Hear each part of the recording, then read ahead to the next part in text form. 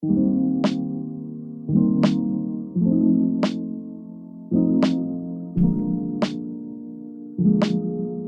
have just bright red pimples all over my face. That's fine. That doesn't piss me off at all. Did you guys know that?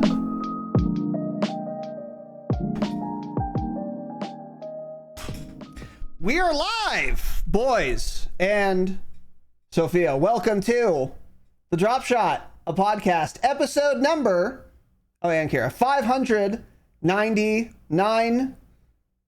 My name is Casey, also known as Razanon. Today I'm joined by Jacob Down, and we are talking Hello. Wardogs. Wow. It's here. It's here. It's not queer. Here today, gone tomorrow. It's here today, gone tomorrow, unfortunately. Welcome to the show. Yeah, today we are talking all about Wardogs. It has entered the alpha, and I'm an alpha, and it is, we have thoughts. We have thoughts on it, which we will now share with you. Thoughts. We have a couple of thoughts. Before we get started, a couple of announcements. As a reminder, patreon.com/thedropshot, free trials for the gold tier. If you wanted to become a patron or were thinking about it, you can test it at fucking zero cost to you. You know what I mean? Sign up for that free trial for the entire month of August. We'll have that running. Also, we are going to be doing our patrons hangout soon. And by soon, I mean, I'm not sure when, but it'll be the third or fourth Friday of this month, probably. Friday evening. And we've got some activities planned. We've talked about that plenty, but if you wanted to come to that, you got to be a patron. Patreon.com/dropshot. $5 a month, early access episodes, bonus episodes, and ad-free episodes. So if you're into that kind of thing, that's also the best way to support the show. D and Subby Femboy are new trial members. Welcome. I don't thank you for being a free trial member, but welcome. And we hope you enjoy the freeloading. But that's your right. That's why we have free trials. And then we did get Street as well as another free trial member. So welcome to you as well, Big Dog. And Pat and Winter Soldier, 5.0 KD. Welcome back to the Damascus Lounge, boys. Very fucking kind of you. Boys, kings, Damascus kings. Thank you very much.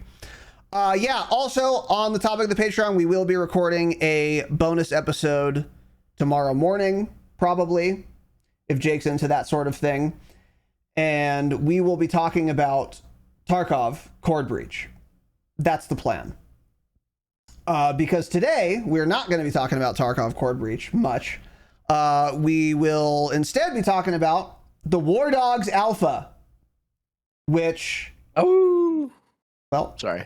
is live right now. Can't help it. Yeah, that's a call to action. It's live right now, and I think today's the last day. Or maybe tomorrow? Goes till 9 p.m. Central Time tomorrow, I believe. Okay. So yeah, it'll be Friday, Saturday, Somewhere around Sunday. then. Yep. If you're not a patron and you're hearing this, or you're not here live, it will have been over by the time you are listening to this. But yeah, we have some thoughts. That's all we're talking about today. So what is Wardogs? As a reminder, 100 players, 3 factions, 1 randomized control zone. The first side to 100 points wins. So there were a couple of things that we thought were the case that were not the case that I'd like to clear up now. Number 1, you don't pick a faction when you launch the game and you're stuck with it forever. You pick your faction at the start of each match or when you join each match. So you can play as Lone Star for one match and then Manticore the next match or whatever. That is one thing that totally, because I remember Tanner and I talked about this and we were like, dude, what if one faction is just way more popular than another? They're going to have to like change it all up or something. That's not true at all, because you're not locked to a faction once you exit a match. And then another thing is, your money does carry over. So you start with $10,000, and then, you know, if you end that match with 100K, in your next match, you'll have 100K or whatever. So there is some through match progression on top of in-match progression, which I really like. That's really cool. So like after our first match today, I had whatever, 25K or something. $0. Well, that was 5 minutes after this point. And I was like, oh, cool. I can unlock a new backpack. I can get like a sick kit. I did. And then I was, scavving. But that was another misconception that Tanner and I had. Other than that, I don't think there are any other real misconceptions. Another interesting detail is to unlock new gear, you have to level up. So let's say you want to get like a bigger backpack. Okay, well that means you have to be level 7. And if you buy the backpack every time, it's $600. But before you can buy it for $600, once you've hit that level requirement, there's a one-time fee of, I think it was 20K for this backpack, to even unlock the ability to purchase it. But that persists. So once I spend 20K to unlock this backpack, it's unlocked forever, not just that match. And then I can buy it for whatever, $650 or what it is. That's a good thing too, because honestly, it seems pretty easy to make money, which is good because good shit is expensive. So I actually think they've got the economy pretty dialed in. I felt like when I was doing poorly, I was losing money. And when I was doing well, I was gaining money. There was only one time where I feel like I was doing bad and I actually netted some money, but that's pretty seldom. So how much money you're getting, how much progress you're making is strongly correlates with how well you are doing, which is a good thing, but we'll get more into that. So anyway, yeah, it's in Steam Early Access right now. So currently the alpha is going on. Jake and I would have streamed it, but you had to sign an NDA and they would ban you for 6 months if you did. So unfortunately, no one is streaming it. Yeah, which is really bad stuff, and I don't know why they did that, especially since they did their own gameplay reveal, you know, months ago. Yeah, I don't get it. It's kind of insane, and it pisses me off. But anyway, yeah, 100 players, 3 factions, 1 randomized control zone. First side to 100 points takes the match. So yeah, imagine a giant map, and now imagine a map that's 2 times bigger than that, and that's about the size of the Wardogs map, first of all. It's fucking giant. Okay? It's gigantic. Yeah, it's really huge. But literally no one ever is fighting anywhere but the control zone. So it's an enormous map, and then randomly somewhere there will be a control zone that is literally 1/200th of the entire map size. And then inside of that will move, and then the hot zone will move inside of it too. So the hot zone is a subzone of the control zone.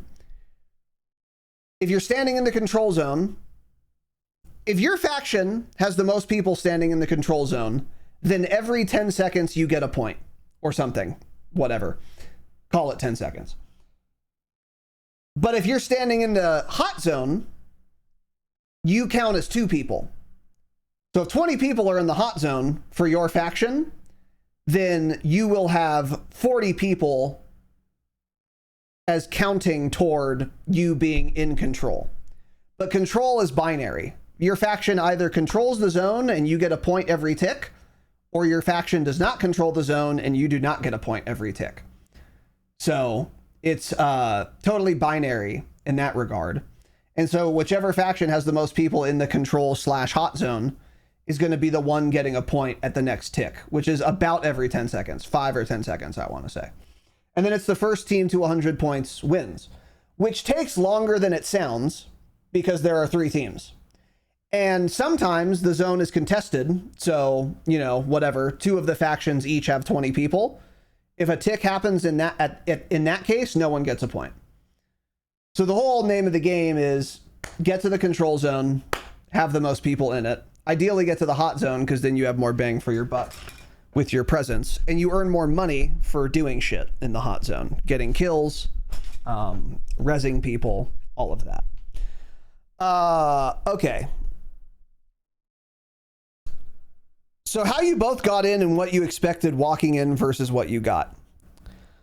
Okay. Well, I was expecting... Well, one thing that really pissed me off. This won't be the case when the game actually launches, but it was right now and it's insane. You can't make a group with your friends before you join a match. Oh, yeah. So me, Pat, and Jake were sitting in Discord. We tried for like 5 minutes, 600 Mississippis to figure out 300 is what I said. How the fuck to do it. We couldn't figure it out. So then we went into the Discord, their Discord server, and asked, and they said, oh, that feature isn't in yet. Oh, cool. The playing with your friends feature isn't in the fucking alpha. Are we serious? In the squad-based tack shooter. In a squad-based tack shooter. It was completely diabolical and was a really bad first impression, really bad stuff. So then we were like, all right, well, join North America East number 14, and then let's all join the Lone Star faction. And then I'm going to create, you know, Delta Squad or Golf Squad or whatever. And then, all right, Jake, Pat, join Golf Squad. Now I'll lock the squad, and now I'm playing with my friends finally, which actually wasn't that hard to do. But still, let me make a fucking group. I mean, holy shit. The whole point of the game is like team-based or whatever, you know what I mean? So that was fucking insane. But we figured it out. We got there. And then beyond that, what was I expecting? I was expecting it to be more complicated than it was, and more buggy than it was. Which is to say, I got more than I bargained for. And fuck, was it fun. And, in fact, it's so fun. It's so fun that I don't recommend you play it. I'm not joking. I don't recommend you play it, because then it's going to go out of alpha and you won't be able to play. And then and you're going to be annoyed. And then the beta is going to come out, and then you're going to have all kinds of fun again. And then it's going to go out of beta, and then you're going to be bugged because you won't be able to play. And then it's finally going to launch who knows when. So I would rather have not played it at all and not know what I'm missing out on, because I'm going to have to go without it now for months and months before I can just fucking no-life it like I want to. And that's the problem with playing betas, is unless the beta ends and then the game launches in 30 minutes, I'm bothered that I can't play it. So either you have fun playing the beta, in which case you run into this problem where you miss it, or you don't have fun playing the beta and then you wasted your time anyway. So don't beta test games is my point. And I'm half joking when I say this. It's really fucking fun. I was not expecting it to be as fun as it was, though, for a lot of reasons that we'll get into like the details on, but at first blush, really way more fun than I thought it was going to be, and for so many reasons, that we'll get into. But it's great stuff so far. What are you thinking? Yeah, I mean, as much as we've been hyping it up, obviously we've been talking nonstop about Wardogs and how we're excited and how we hope it's the next big shooter. I had pretty high hopes and expectations just because of all the stuff they've been putting out and all the videos and all the stuff they've been saying. And it was pretty much what I was expecting based on what they were telling us. Like, yeah. Performance was good. Oh, that's true. That was kind of the first thing I noticed was like, okay, it's not stuttering. The graphics look pretty good. With 100 people and everyone's got cash and there's all sorts of destruction and vehicles, like, okay, usually you get a lot of hitching or just kind of janky movement and stuff like that, but none of that. No performance issues. And then just, the initial impressions, like, I was like, okay, we're finally playing Wardogs. Let's see how the guns feel. Let's see how the movement feels. And it all feels kind of right where I would want it to be, I think. Yeah. Because like when they first announced it, they put out that scale of where this game sits from like Call of Duty on the arcade side to Tarkov.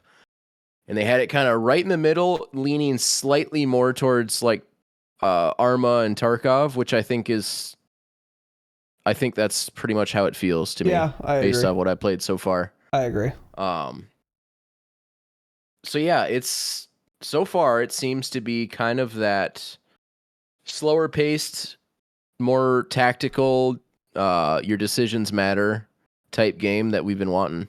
Type shit. And I am extremely excited to grind it once it comes out. Yeah. And I'm annoyed I can't right now. Yeah, it feels good to be excited about a game now that we've actually played it, and they've kind of so far. I mean, very limited playtime and everything, but they've delivered on a lot of the things they've said so far. Yeah, there was there was nothing where we like went in and like, oh, this is what they meant, or like something where it was kind of a big letdown where, right, like. I haven't really had any of that yet, where it's like, oh, I thought this aspect was going to be a lot cooler or a lot different. Kind of like on the Hell Let Loose Vietnam, the tunnels thing. Yeah. I thought that was going to be a lot more like immersive and cool, and it's just a little cutscene of your guy crawling through a tunnel. Yeah, I see. Which, I mean, the mechanic is cool, getting to a different part of the map, but like that's what I mean. There hasn't been anything like that in this game where I was like, oh, they kind of hyped that up, and it's not really what I thought. Yeah. For sure. This has been good. I really like the, and we'll get more into it, but my initial impression of like the buying your loadout and buying all your gear, it was kind of not confusing. It's just like the learning how the UI works and like where your stuff goes and how it all interacts and works together.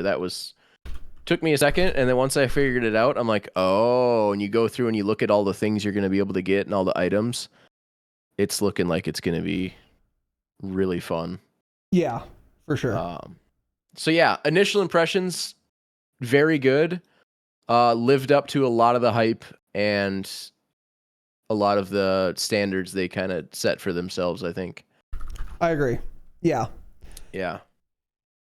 On the topic of performance, for not a beta, but an alpha, this is the best performing alpha I have ever heard of. I mean, I didn't stutter once. I was getting like 180 frames at 1440p with, like that's kind of insane. I had like mostly low settings on, to be fair, but still, that's pretty fucking good for a map this big with this many people, with this many systems in it, like you were talking about. I didn't get a server disconnect once. I didn't crash once. I didn't even run into a bug, or at least I didn't notice. Not one time. So for not only a beta, but an alpha to have no performance issues for me is insane. And I have a really nice computer, to be fair, but it's old. So I have if you know computers, 13900K, which was a top of the line Intel CPU 5 years ago, and a 3090, which was a top of the line GPU 7 years ago. So like, I have a nice computer, but it's pretty fucking old, and it runs it very, very well. And in fact, I was going through the display settings, and I was turning them to low, because what I do in every shooter is I go into the settings and I slam every setting to the lowest possible, except for like view distance and texture quality. I keep those on high. But for this game, I didn't, because the first time I did that, it said it defaulted to high, and then I went medium, and then low, and then potato. I was like, oh, I forgot about this. Well, I'm not going to do potato. I didn't look at what potato looks like. My machine's good enough to not have to do that, so I stay it to low.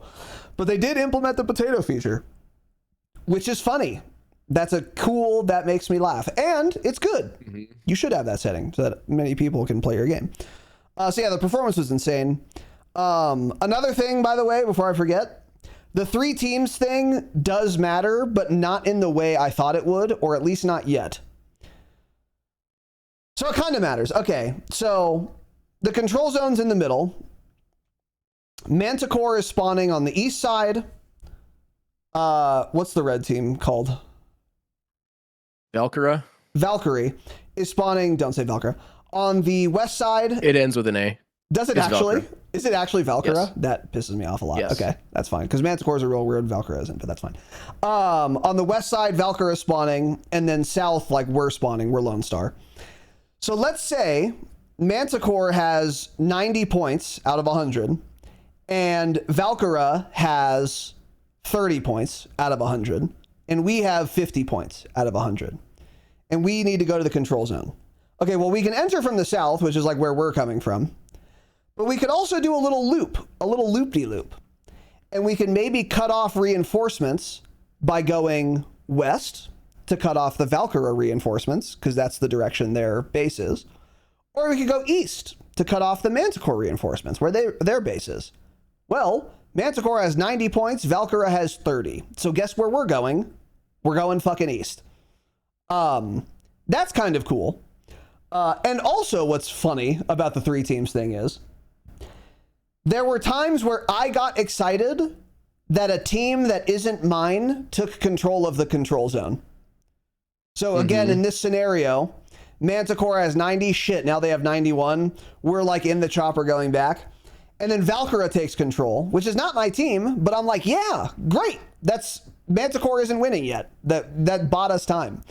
Yep. So then that more incentivizes you to like, all right, cool, let's go east to make sure the Manticore doesn't take it back, kill those people, you know, and then like keep them out of control zone. And then once we take care of that problem, then we can walk west into like the hot zone maybe and take it for ourselves. So the 3 team thing matters in that sense. It probably also would matter tactically or strategically in more ways than that are not clear to me because I'm a new player. But there are probably other things you can do or think about, where you can stage, where you can build an FOB, where you put your spawn vehicle, that will be impacted or affected by your decision making, ought to be affected by whichever of the other 2 teams has the most points.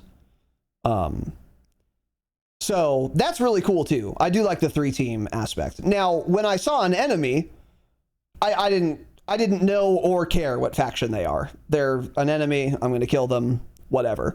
But it's more like in the staging that the 3 team thing can matter. And was actually something that like I was thinking about. Yeah. And before we get into any of the nitty gritty, to sum up Wardogs, here's what I would say. Imagine if you were playing Battlefield, but dying matters, and you can loot other players, and you can VoIP to other players, by the way. So that's been sensational. So like, and that's exactly my problem with Battlefield, is like the gameplay loop of Battlefield is fine. It's not terrible. Like you shoot guns, people can be close or far, whatever. But if you die, you just respawn in 2 seconds and you don't care at all. And if you get a kill, like cool, but who gives a fuck? But this game, it feels a lot like Battlefield in terms of the speed of it and the number of players. But there are 3 factions, so there's that aspect. But then also, yeah, like dying really fucking sucks. And you, like in Battlefield, if I die, I'm instantly slamming spacebar to just respawn. I'm not waiting for a res. You wish you could skip the option to get resed. Genuine, low Kenyon. In Battlefield, yeah. Floker genuinely, yeah. Whereas in this game, I am begging to be rezzed. I'm begging to be rezzed because it's like, all right, I spent 5K on this kit. I've been sniped. I'm safe. Fucking res me. Because I don't want to be down 5K so that I can't buy as good of a kit when I respawn. And I don't want to spend the next 20 minutes. It's not really 20 minutes, but I don't want to spend the next probably 3 or 4 minutes getting back to where I am. It's punishing, but it's not too punishing. It's just punishing enough to where you care about your life more, which makes it more fun, and it makes getting kills more fun. And on top of that, what's fun about getting kills is you can loot people. So like Jake got a kill on this guy who had been playing this alpha for the last 36 hours straight. Oh yeah, the juicer. So he was giga juiced.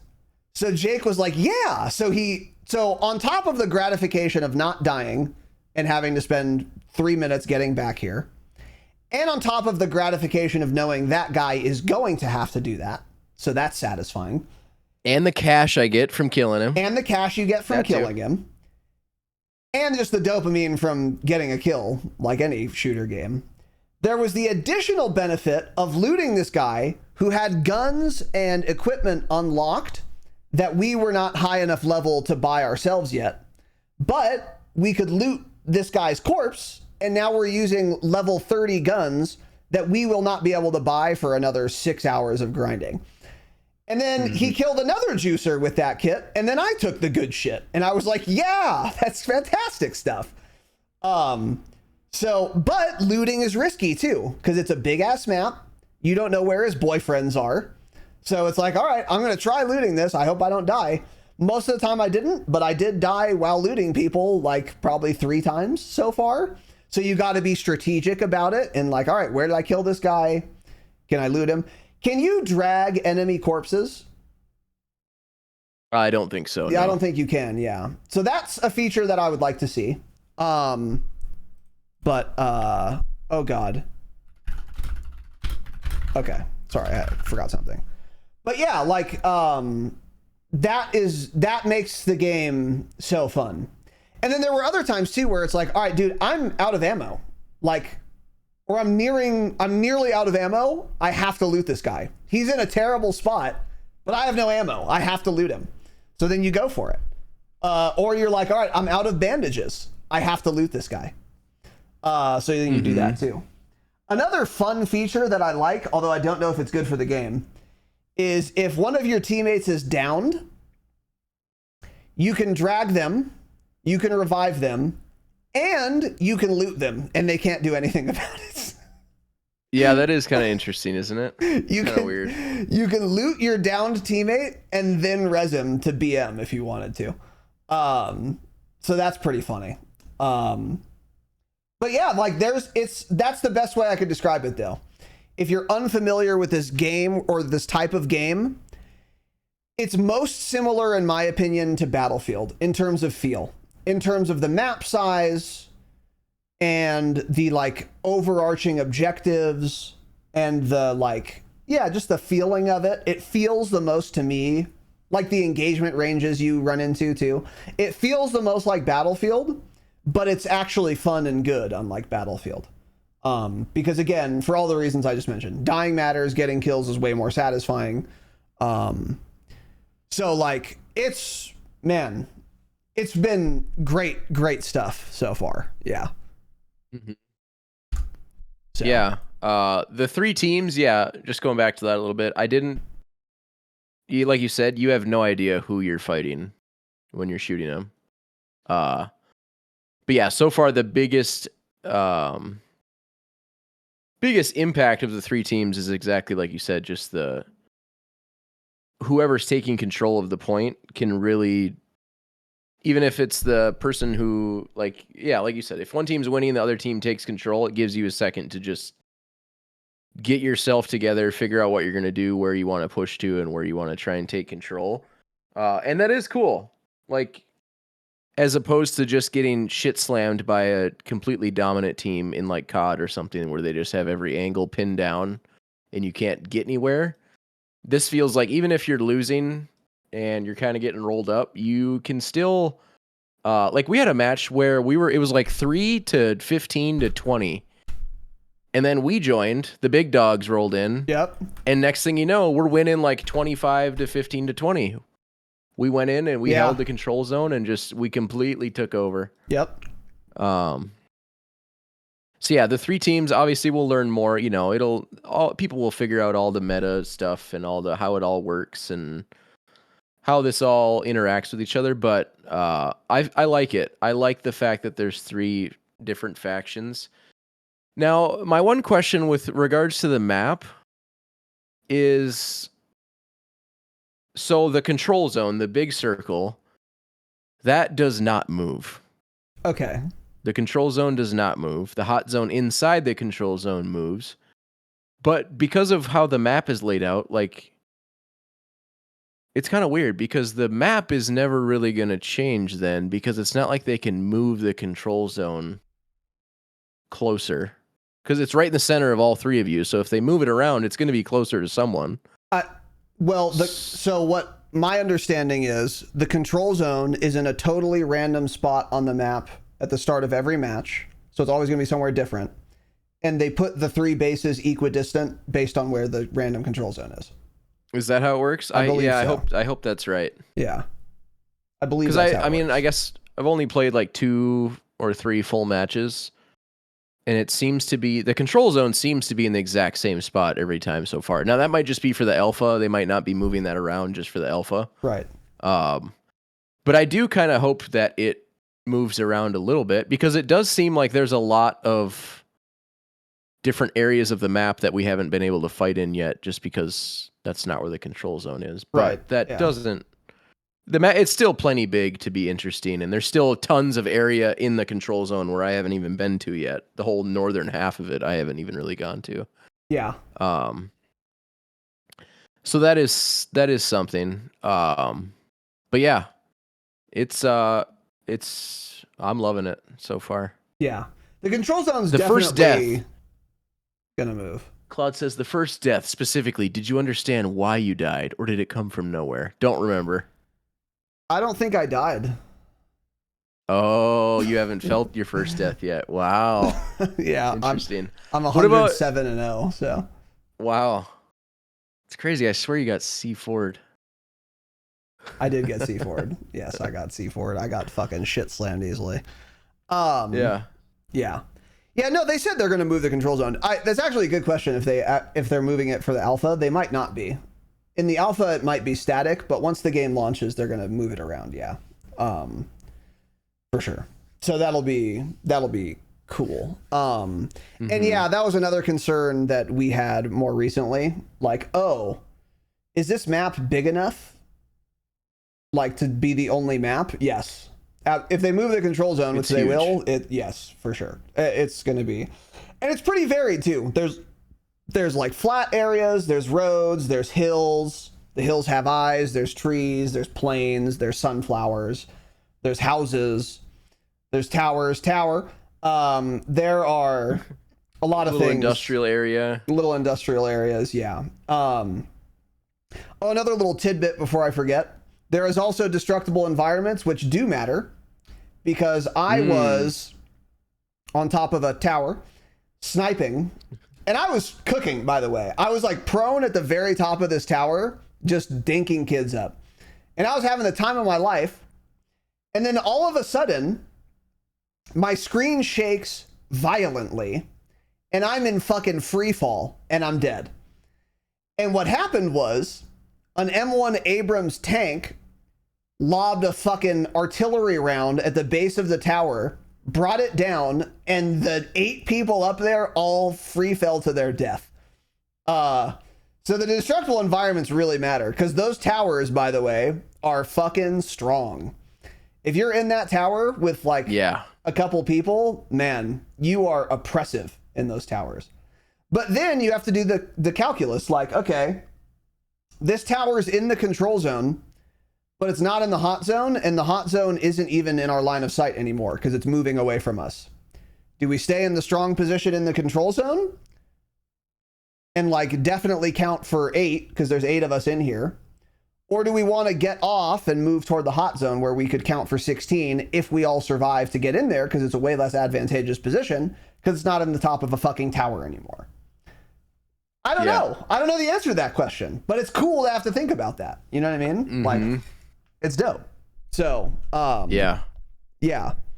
It's, but anyway, the destructible environments matter was my and I there. totally forgot about it until that happened with the tower. Yeah. And I think it's just because no one really has tanks yet, or like a lot of rocket launchers and stuff like that, so we haven't seen a lot of it. Yeah. But I'm curious how it works with, like, I wonder if you can blow up like all of the little structures, like all the little tin huts and like all the little shacks and stuff. Like, I'm sure you probably can.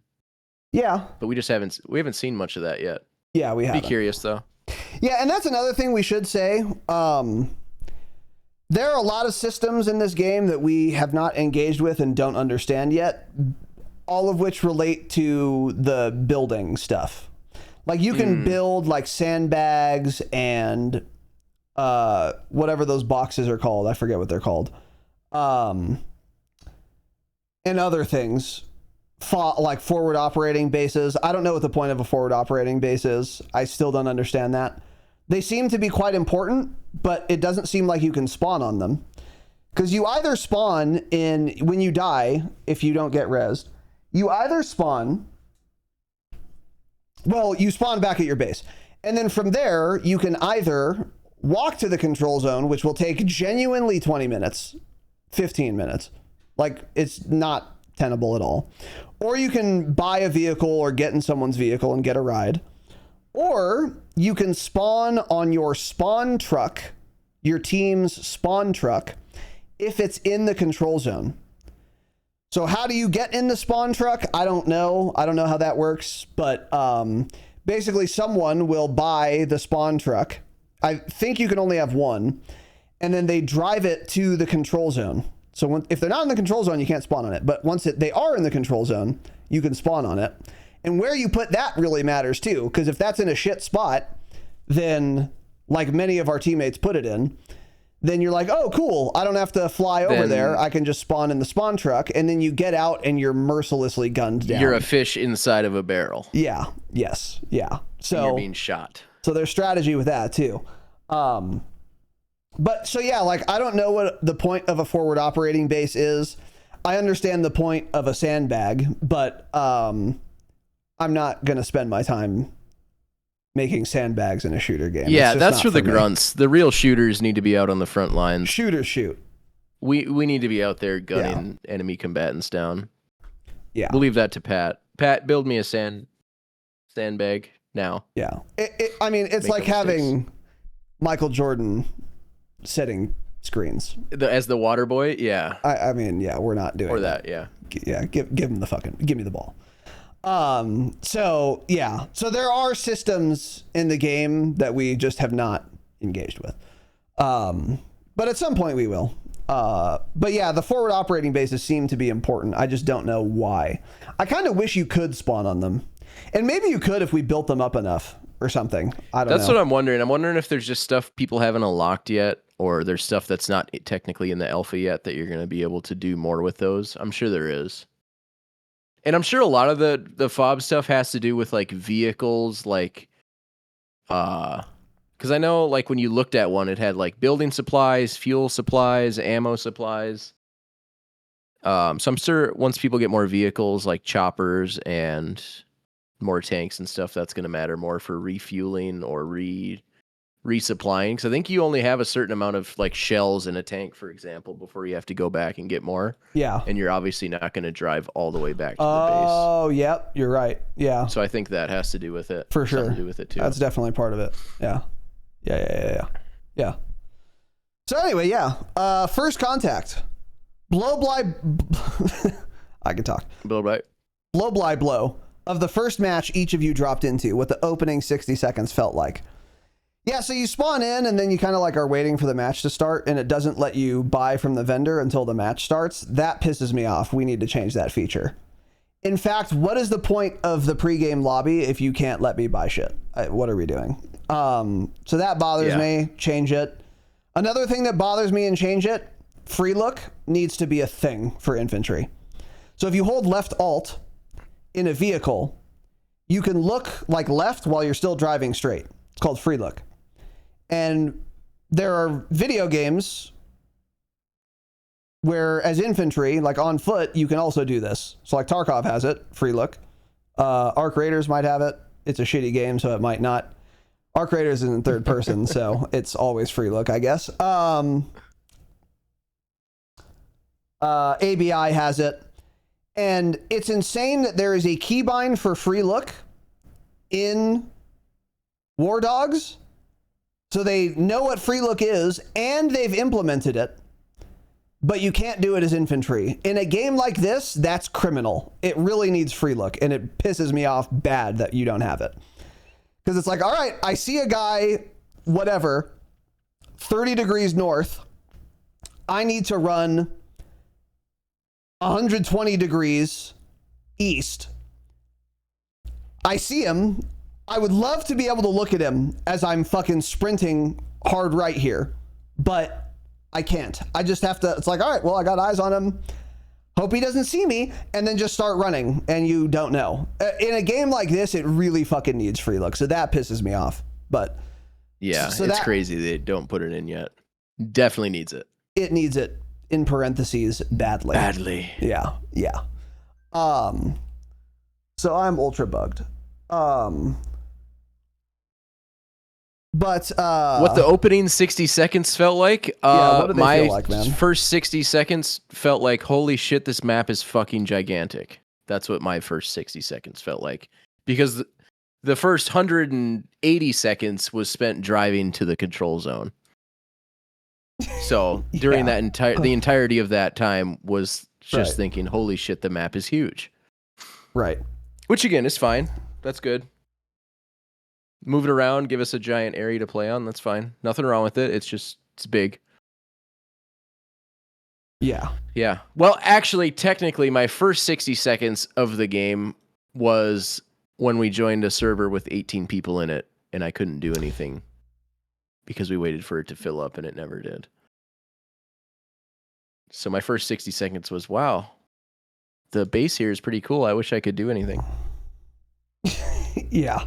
Yeah. Sorry, I gotta text my brother. Yeah, the first 60 seconds was, as Jake described. But the first 60 seconds of actually playing the game, I mean, yeah, it felt fine. Because there is a tutorial, and this tutorial is pretty much perfect. So like the Hell Let Loose Vietnam tutorial is a misnomer because there are 12 of them. There are 12 separate tutorials. Let's not do that. Let's streamline this. This one was perfect though. It was just detailed enough to get you started, but it wasn't so detailed that you had to spend an hour doing it. It took maybe 10 minutes to do the tutorial. And then you had a basic grasp for the game, and then you can kind of figure everything else out from there. So that was cool and good. And then, yeah, once the match started, I mean, we were just fucking in there, fighting shit. You know what I mean? So the 3-team thing, I think we've kind of already talked about this. So not really much more to say on that right now. 100 players is a number until you're standing in it. Did it read as massive battle or empty field with occasional people? That's a good question. It depends. It depended. Depends where you're at, yeah. Yeah, there were times where we would be running around and we would see like one random straggler. And we would mercilessly gun him down. Usually, if you see a straggler, his boyfriend is around somewhere, and there's more around, yeah. And he's got some more. But even in those cases, sometimes it would be like there's 2 other guys, and that's kind of it. Like it was just like a little 3-man around here. But then there were other times where we were fucking surrounded. Like surrounded. We were just pinned down. Like by that this morning, toward the end of our session, we were by that whatever church thing on the hill. Oh yeah, when we were like on that cliffside. Yes. And we were just like, there was a guy over here. We were fucking pinned down, and we eventually died. But we got some kills first. We did get some kills first. But yeah, like there are times where you're just, or when I went on my nasty 4-man, I was just utterly surrounded. That was insane. So it depends where you are, yeah. But like basically the way it works, or my experience so far, is if you're like on the hills and in the trees in the control zone, you'll see a couple people. If you start making your way toward any of the towers or like any of the flat grounds where there are some buildings, that's where shit's popping off. There are usually a lot of people there, especially towers. Yeah. So you can open your map, and if there's a tower in the control zone, you will either see that all of your team is on it on the mini map. So you see a bunch of blue dots or whatever. Or if you don't see that, then just know there are 12 red dots there. There is never an unoccupied tower in the control zone. So either your team's in it or someone else is. But you can, if you're looking for people, I guarantee they're at a tower. I guarantee it. Every time, without fail. So like if you wanted to go get Mixie, you could do it. You know, by just going to those towers. But 100 players didn't feel like too few or too many people to me because of the size of the control zone. That's the thing. Yeah, it felt good. I was worried at first that it was going to be too big and it was going to feel kind of dead. But that was not the case. And it's kind of like, you can kind of do, like, if you want to get in the action and just nonstop firefights, go around the hot zone. There's going to be people everywhere. And then if you want a little slower or a little more tactical, you can go on a mean flank, which is kind of that's kind of our specialty. Yeah. We're mean flankers. We're mean flankers. We're pipe hitters, as they call them. You go deep behind enemy lines. Which I was in. You get in a nasty little spot and you fend them off. And that's always the most fun to me, when you're just like, a couple of you are just out there holding your own. Oh yeah. Which is what we ended up doing quite a few times. There was the one yesterday. Was that yesterday? Yeah, I think so. When we were on that little log truck and I got RPG'd, and we held off a few of them before we eventually had to turn tail. That was this morning. And run back to our team. Was that this morning? Yeah, okay. Yeah. We were fighting at this little log truck, and there's a ton of guys coming down the hill. We killed a few. We kept getting sniped at, and eventually we're like, okay, we got to make a break for it and run back towards our team because we are going to die here eventually. And we did, and we made it at least a while. We did make it back. Yeah. Because basically we were on a log truck on the road, and right behind us there was a hill. So we're on the log truck, and across the street there's just guys. So we kill one, we kill two. A chopper comes in and drops off 3 more, and we're like, fuck, dude, this is hot, but it's fine. However, this is not a good spot. We should get behind this hill behind us, and then we can peek the hill across the street and start gunning their shit down. So that was the original plan. As we are bounding up the hill, though, we start getting shot from our right. So now there's guys across the street and down the street. So now we're like, okay, never mind. We can't play this hill either, because now we're going to get shot from the side. We have to fucking hard retreat to the tower. And we're diving, ducking, dipping, dodging, and diving. And we do make it to the tower. And then, we survive there for a while until we're just overrun. But yeah, that was like, that was the most fun, because it was just me and you against an entire battalion. 3, 4, 5 got dropped off, and then who God knows how many were left. I don't know, at least 1. So it was at least a 2v6, and we took some out, and then we escaped. Yeah, it was fucking fun. But that's the thing, like, oh, there's looting in this game, so you guys must have gotten good shit. Sure didn't, because there was no fucking chance in hell that we were going to be able to run across that street and loot a goddamn thing. So we just had to like give it up. But then other times you can easily loot someone, or sometimes you have to. Like, all right, well, I'm I loot this guy or I'm can't shoot my gun. Yeah. So like I have to loot this guy, you know? So there's a lot of different types of engagements. And then there's of course also I've been sniped. Yeah. Yeah. Which you know, that happens in every FPS game, especially a game like this where it's a big ass map. Sometimes you've been sniped. You don't know where he was. You'll never know. And even if you did, it wouldn't matter because he's 400 meters away and you're using a Bushmaster. An iron sight Bushmaster. Just burst him, man. Yeah. Like it's just not happening. Like it's just not happening. So, but that's fun too because you can be the sniper. Like I was talking about when I was on the tower before the M1 Abrams rudely sent an artillery round through its base. It was fun. Sniping is fun. So yeah. Another thing too, though, snipers have like no glint. That's how they balance snipers in a lot of FPS games. There's not any glint in this game. So, well, I wonder if it's.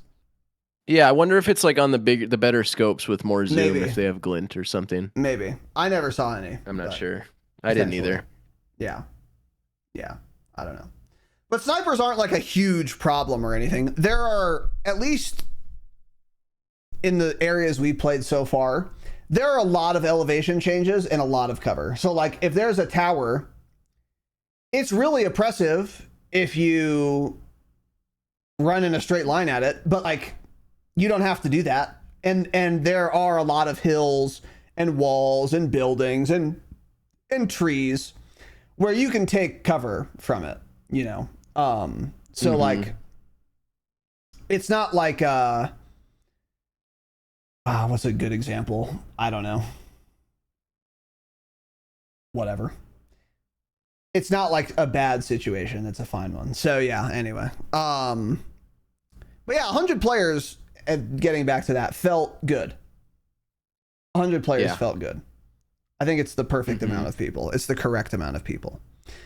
How well does the game onboard? Quite well, although I don't think it tells you enough about the backpack system. I'm used to that, so it was really easy for me to figure out, like, okay, I want to put a mag in my gun, I want 2 mags in my backpack, and then I want 1 stack of loose ammo so I can pack those mags. And then the rest of the slots I'm going to fill with bandages because I've been shot. I've been sniped. So, that's all easy for me to figure out because I'm very used to having a backpack and looting because I played, you know, Tarkov and shit. But that was the only thing that the tutorial really didn't explain at all, which I think it needs to.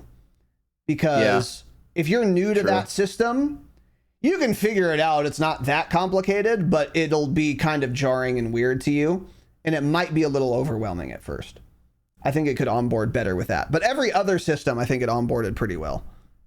Were you noticing, like, when you're packing mags in your backpack, did you have to move the mag to a certain, like, the front of your bag? Yes, I did. Like the leftmost spot? Yeah. Yes. Okay. Yeah. I'm not sure why. Weird, but yeah, that was weird. Yeah, I don't know either, but just making sure that wasn't me or a weird bug. Maybe it is a bug. It could be. Yeah. But yeah, that was like, that's kind of what I was saying when I was talking about the loadout stuff. Like, it was a little confusing at first, just kind of like the UI and how it works, but it's not like overly complicated. Once you figure it out, you'll be set. Yeah. And just, those decisions of making, you know, deciding what you want, how much ammo you bring, if you want to bring meds or a quick revive thing or all that. It's a lot at first, but once you figured out what your kind of role is and what you want to do, you'll get there. You'll figure it out eventually. Yeah. It won't be bad. It's totally fine. And like on a scale of COD to Tarkov, COD being a 1 in terms of simplicity and setting up your loadout, Tarkov being a 10, this is probably like a 3. It's not 4 maybe, 3 or 4. It's not that hard, but I was thinking. Yeah. It's more than, you know, like COD, yeah. And also there's a cool feature, which I think will be expanded on when the game launches, where you can like buy your loadout. So like, all right, I want this backpack, I want these many mags, I want this gun with this attachments, blah, blah, blah. This helmet, whatever. and then you buy it, and it auto equips everything, and then you're off to the races. And then if you die, when you come back, there's a button that says rebuy last loadout. So if you liked your kit, perfect. You press that button, buy, done. Fantastic. What the game needs, and what I would expect it to have, because this is so obvious, is that you can save loadouts. So like I'm gonna buy all the shit I want for sniping, let's say. So it's gonna be this particular sniper with this particular, armor and ammo in my bag and this arrangement. And then I'm gonna save this loadout as sniper loadout, for example. And then every time I go to the vendor, even if that's not my last used loadout, I can just like click on the custom sniper loadout button, and then all you have to do is purchase it. So you still have to spend all the money, obviously, but like I would not only expect, I would demand that feature when the game launches, and that will make it even easier. You won't be spending much time in the screen at all once you're acquainted with it. I think they said they're going to put in like presets like that. I think they've said that. It would be insane. Which, makes sense. Yeah. Yeah. So yeah, hopefully. That once I found that button, like, that made it so much better. Not that we have a ton of shit to gear up with at level 3, but like just having to put your mags in your bag and put the ammo in there, just push one button and get it all. That's just really nice. Yeah. Yeah, for sure. So so there's there's already good quality of life shit in the game. And again, this is not only not a beta, it's an alpha. Like, it's pretty crazy. Yeah. So, and then, Jake already mentioned this, but the first death, do you understand why you died, or did it come from nowhere? I don't remember, but pretty much every death I knew where and why I died. Which is good. And like the kill cam, there isn't a kill cam, but when you die, unless they have a ghillie suit on, when you die, the camera like zooms to where they are and it gives you a look at them. So it's like, oh, he's on the excavator to your right. So you can like tell your teammate that if you didn't already know he was there, which usually you do, because the hit marker, the damage taken indicator, it shows like what direction you took damage from. That's usually enough information anyway. It's like, all right, there's nothing over there except this excavator. It sounded like he was about that far. He's got to be on it. And then sure enough, when it zooms in, you just get confirmation that that is in fact who killed you. One thing that is a little cheesy about it though is like there were times where I died and I'm like, oh fuck, he's right, because the camera's zooming in on him, and as it's zooming in on him, he gets killed. And then I'm like, oh, never mind, our teammate got him, you're safe. It's like a little cheesy, because you shouldn't know that, but whatever, it's not a big deal, it's fine. And that's the thing, is this is one of the many aspects that make this game, which is what I was hoping for and what I was expecting, which is that it is the perfect blend of milsim and like arcade. Mm-hmm. So it's just milsimmy enough to where you're dying matters and you care about playing your life, and there's some strategy involved and some tactics involved. But it's not so much like that it's burdensome to play it or get into it. You can just like load in and have fun and shoot at shit. Like, you really can. So it's casual enough to just kind of hop in and have fun, but it's detailed enough and hardcore enough to where you can get really deep in that shit too and get a lot of gratification out of the game that way. So it's really checking all of the boxes. Like, it can attract a Call of Duty fan, and it can attract a Squad or Hell Let Loose or Escape from Tarkov fan. It's like at the perfect spot in that gradient to where it can kind of get everyone to have fun playing it. And that's a really good spot to be in. And fuck, it's addicting, man. It's really goddamn fun. It's exceeded my expectations. Not for any... Has it? Yeah, it has. It's official. Because it's official. None of the, so like, I'm having a lot more fun than I expected to playing the game. So like, does the gunplay exceed my expectations? No, the gunplay is good, and I expected it to be good. Like, is the UI, did it exceed my expectations? No, the UI is good, and I expected it to be good. Does the map, the performance, all of it? Nothing, no like one component has really exceeded my expectations, because I had pretty high expectations, actually. But they've all been met. But the aggregate of all of these little components meeting my expectations has made the game as a whole way more fun than I thought it was going to be. If that makes sense. Like, it's way more fun than I thought it was going to be. Even though no individual thing is like way better than I thought it would be. You know what I mean? Yeah. Which is what we've talked about with all of these different games that try and do stuff. Like, they think having like one little gimmick feature or like one little aspect of the game that's going to change everything and bring people over to play it. Like, that's just not how it works. Like, you kind of have to do everything right. And at the end of the day, it has to be fun. Right. And that's, Wardogs, it's official. Wardogs is fun. It's a fun video game. It's a fun as fuck video game, yeah. Yeah. Yeah, and exactly. It's not like they do something way over the top that's really good and really stands out. All of it is just solid.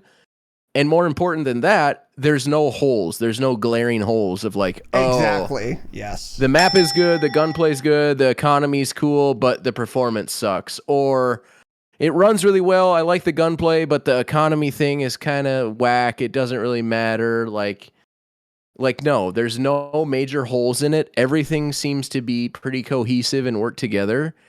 And that turns out to be pretty goddamn fun. Believe it or not. Yep. Yeah. And I think the reason that's possible, because it shouldn't be possible to do that, to have a game where it all kind of works together well, when it's a new game concept like this kind of is. But the reason that that's possible is because it isn't a new game concept. This is all based on Arma King of the Hill. So when Arma King of the Hill mod or whatever, I don't know. I never played Arma. I don't know how it works. I'm going to call it a mod. You get what I mean. First came out.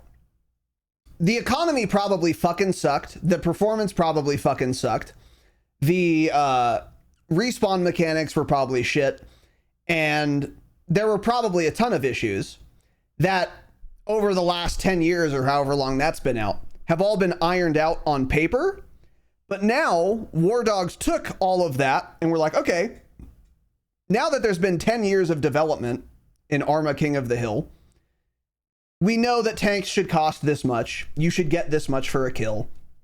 There should be this many players. The control zone should be this big.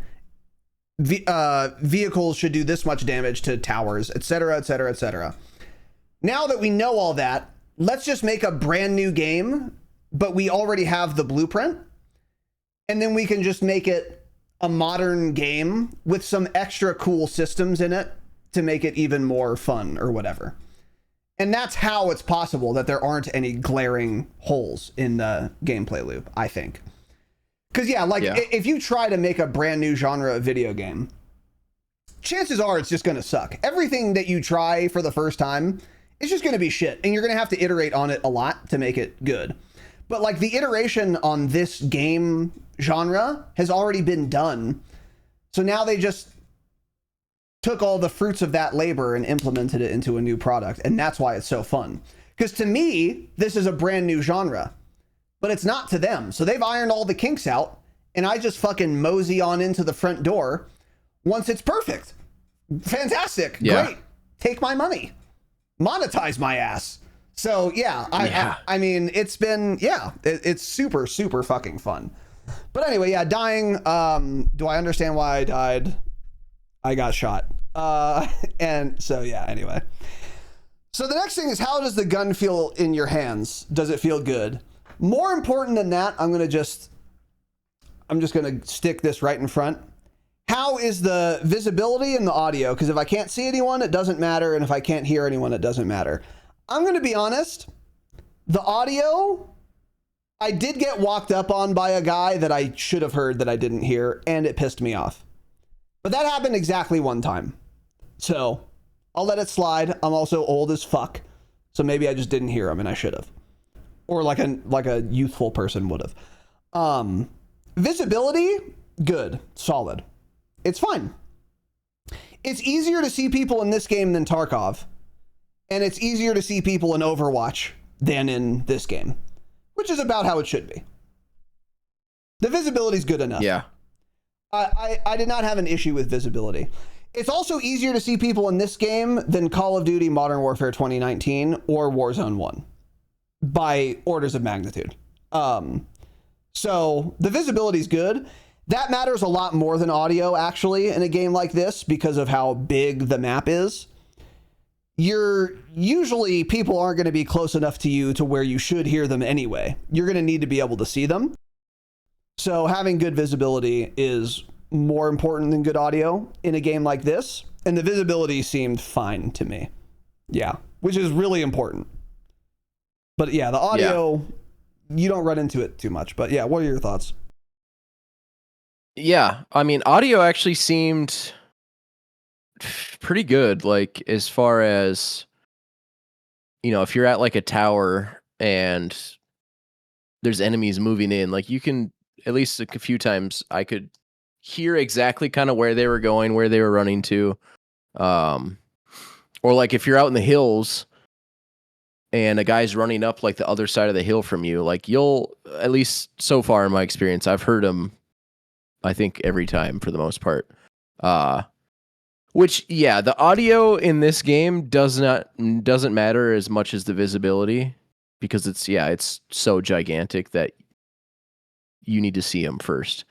And so far, the only visual issues I've had is not because of the game. It's just because I have a fucking red dot on an assault rifle and I'm trying to fight a sniper who's laying in a bush 300 meters away. Right. I shouldn't be able to see him, especially if he has a goddamn ghillie suit on.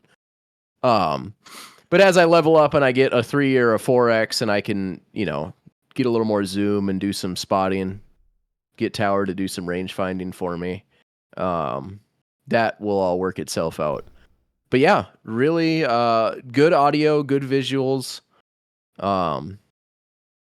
Very, very satisfied so far on that front for me.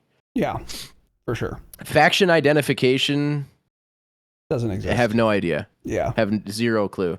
Yeah. No idea. But that's fine. Doesn't really make that much of a difference. It's not like you're not going to shoot a guy or like it doesn't really have any bearing on how I take a gunfight. It just might be nice to know, like, oh, okay, this is the red team that we're fighting over here. Yeah.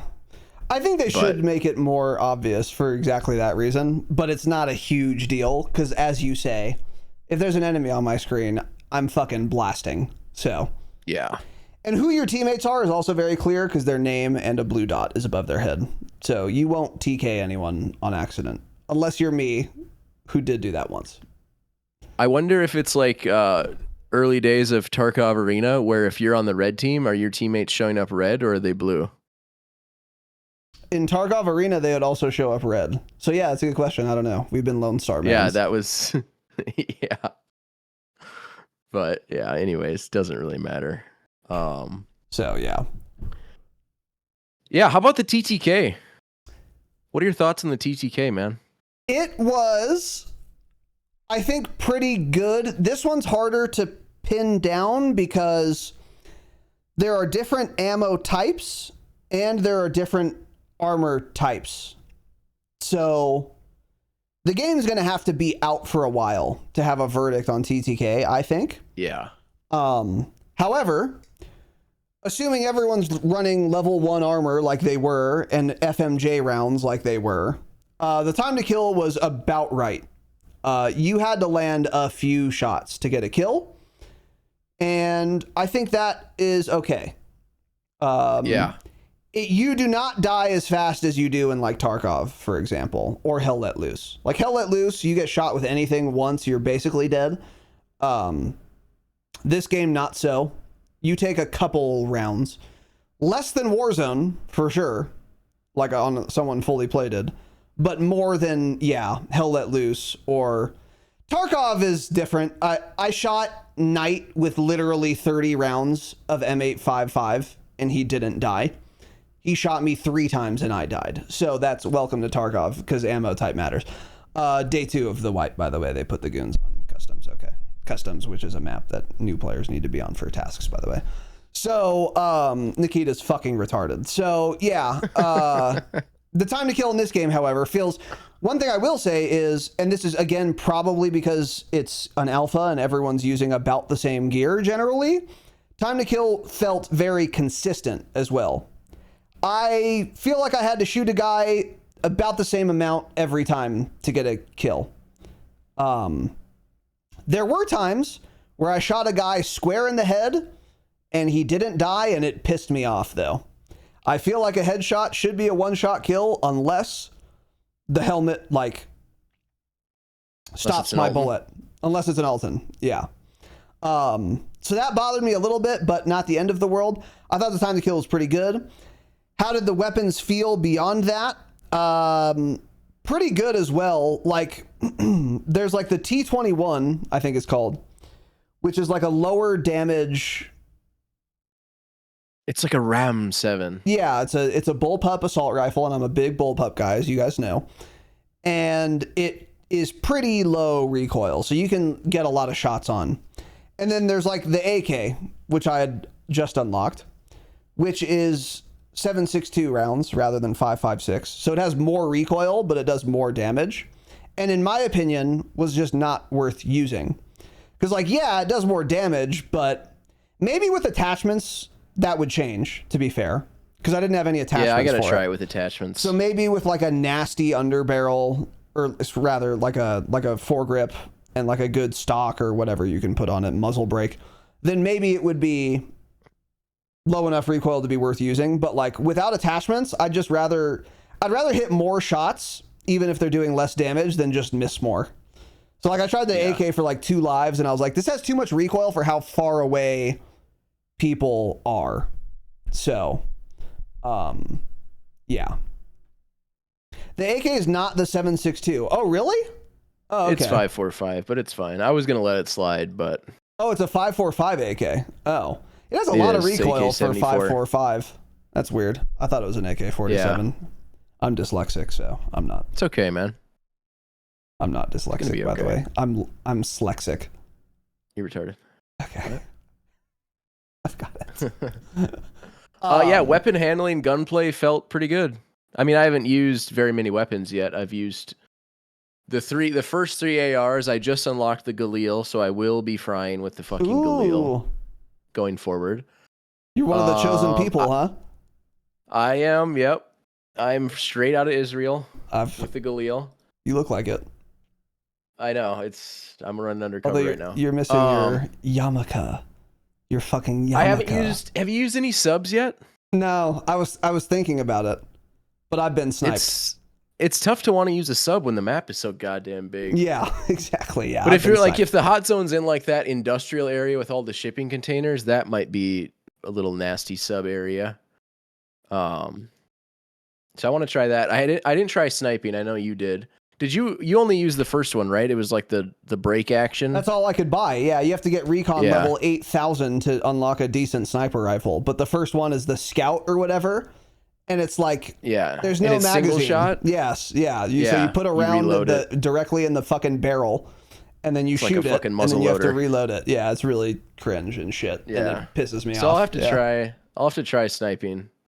But yeah, I've just used ARs mainly. I used the Glock a little bit. I got a couple kills with the pistol. With that thing on you, the iron on your head. Yeah, with that little Barker. But I'm glad that the guns have a lot of recoil. At least a few of them do so far. Like the AK has a lot of recoil. And even like the T21, like with no attachments, if you're trying to shoot someone like 30, 40 meters away, it could be fairly difficult to hit them. Yeah. Which I like. I don't firing. Yeah, which I'm a fan of. I've really enjoyed how like the gunfights have played so far. in this game. Yeah. Because, you know, unless you get sniped, I haven't been, well, I've been one tapped to an AR after I shot the guy like 6 times a couple times, which pisses me off. But besides those few times, a lot of the gunfights are like, you get shot a couple times, you're like, okay, there he is, let me heal up quick, let me try and take a different angle, I get some shots on, he pops behind cover. And like you actually have a gunfight. Yes. Where it's back and forth a little bit. Yes, right. Now he might have 7 boyfriends flanking around you and you're eventually going to get shot in the back. Right. But a lot of the gunfights, like it will be, yeah, you get some shots, he gets some shots. It's actually a fight instead of, he saw me and one tapped me instantly like every single gunfight I get into in Tarkov. That was our first death, the shotgun snipe incident. That's right. Yeah. Good comms, Pat. Yep. Yeah. I got killed from 34 meters away, one tap to a double barrel, full health. Don't know how. Don't know if he had fucking slugs in it or what, but yeah. I thought it was a sniper at first. Yeah, you probably didn't. Because I saw the icon on the kill feed, and I thought I didn't have armor. Yeah. You're right. So that makes sense. Yeah. I saw like I thought it was like a bolt action in the kill feed, and then I opened the damage log and saw it was a double barrel. Yeah. So that was fun. Good comms, Pat. That was the first death. That was both of our first deaths, yeah. Yeah. But yeah, the gunplay and the gunfights have been very satisfying so far. Like getting a kill in this is pretty satisfying. Yep. In terms of just like the weapon itself and shooting it and getting in engagements. It's fun. Yeah. It's really fun. Yeah. Yeah. I'm liking it so far. Now, what about the movement? The movement and the traversal. So yeah, you have walking, sprinting, and then there is like a tack sprint where you like giga sprint, but you can only do it for a little while. You can drip out your character and guns, Kron. Yes, that's going to be their whole monetization model, is like a cosmetic ship, which I'm excited to get into, but I don't bother fucking with that stuff in alphas because it doesn't translate. So I just worry about the gameplay. But once the game actually comes out, that's going to matter to me a lot. Actually, I want to have cool drip. I want to have a fucking weapon charm. You know what I mean? Pimp my little bird. You know, I don't know if that'll be possible, but yeah, I'm into that, all that shit. But anyway, yeah. So there's walking, sprinting, and like tack sprinting, but you can only do that for a limited amount of time. I think the movement is pretty good. One thing, and yeah, like if we had used SMGs more, I would have a better sense for this. I don't know what like the sprint to fire time is, or even sprint to like ADS time, because that's just not how we've been playing. We haven't been like storming towers very much. So I am curious how that feels, but just the movement itself, I think is fine. I don't think you can like slide or anything. I've never tried though, actually. Or dive. I don't think so. Yeah.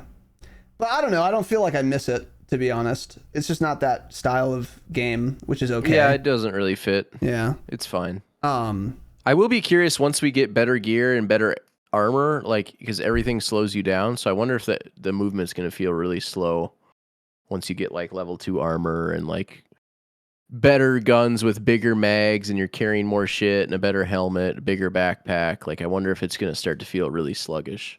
That's a good question. Which they can always adjust it. And like, if people are really hating that, I could see them like upping the movement speed with better stuff. But yeah. But it's cool. Yeah, it feels, I think for the game. Yeah. Yeah, I do like that. I think that there should be some con to taking an Alton. Yeah, and, right. Yeah. Level 3 armor as a brawlo and whatnot. But yeah, the movement feels fine for this style of game. It's obviously slower. You can jump like 10 inches off the ground. Yeah. You can mantle fairly high. Yep. It seems kind of inconsistent. Like sometimes you can mantle some things and then something else like the same height. It doesn't seem like you can mantle it, but overall, it feels pretty good. being that the map is so like hilly and rocky, I was kind of worried that a lot of times in like these slower kind of movement games, you'll get stuck like not being able to move up the rocks and whatnot. But I didn't really have any of that. Could climb up all the rocks and run up the cliff sides for the most part every time I wanted to. There wasn't like a spot on the map I went to and it's like, oh, I got to go all the way around. We can't run up this or climb up this, which is a small thing, but it can really piss you off. We played Call of Duty, so yeah. If you guys remember the early days of Warzone where you couldn't climb any rock at all and you had to run around or just die to the gas because you couldn't run around. Yeah. None of that so far in this game, and the movement is about what I expected. It's good. The leaning, everything feels pretty good. I noticed you could, like, I was crawling up to you and I was reviving you with the resuscitator as I was like crawling around, so that was kind of cool. Oh, that is cool. Yeah. But yeah, movement feels fine, about what I expected in this type of game. Yeah. No major complaints or issues from me. Oh, another thing on the topic of resuscitating is if you want to revive people, there are probably a million gadgets, to be fair, but like the ones we engaged with were either you can res your teammate without any item, but it takes, I think, literally 20 seconds.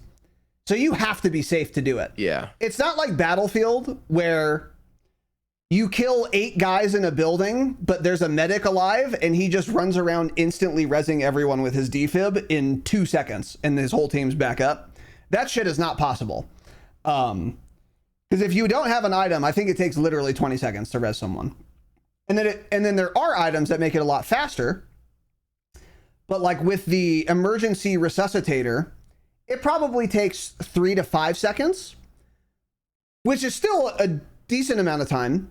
But also, once you use it once, it's gone. It's not like the Battlefield defibs you just have forever. You use it and it's gone. So now the next time you want to res someone, you either need another one or you have to take the 20 seconds and rub your hands together and do that res. So like, if you get a kill, that guy's not getting resed for a while, probably. So that's cool too.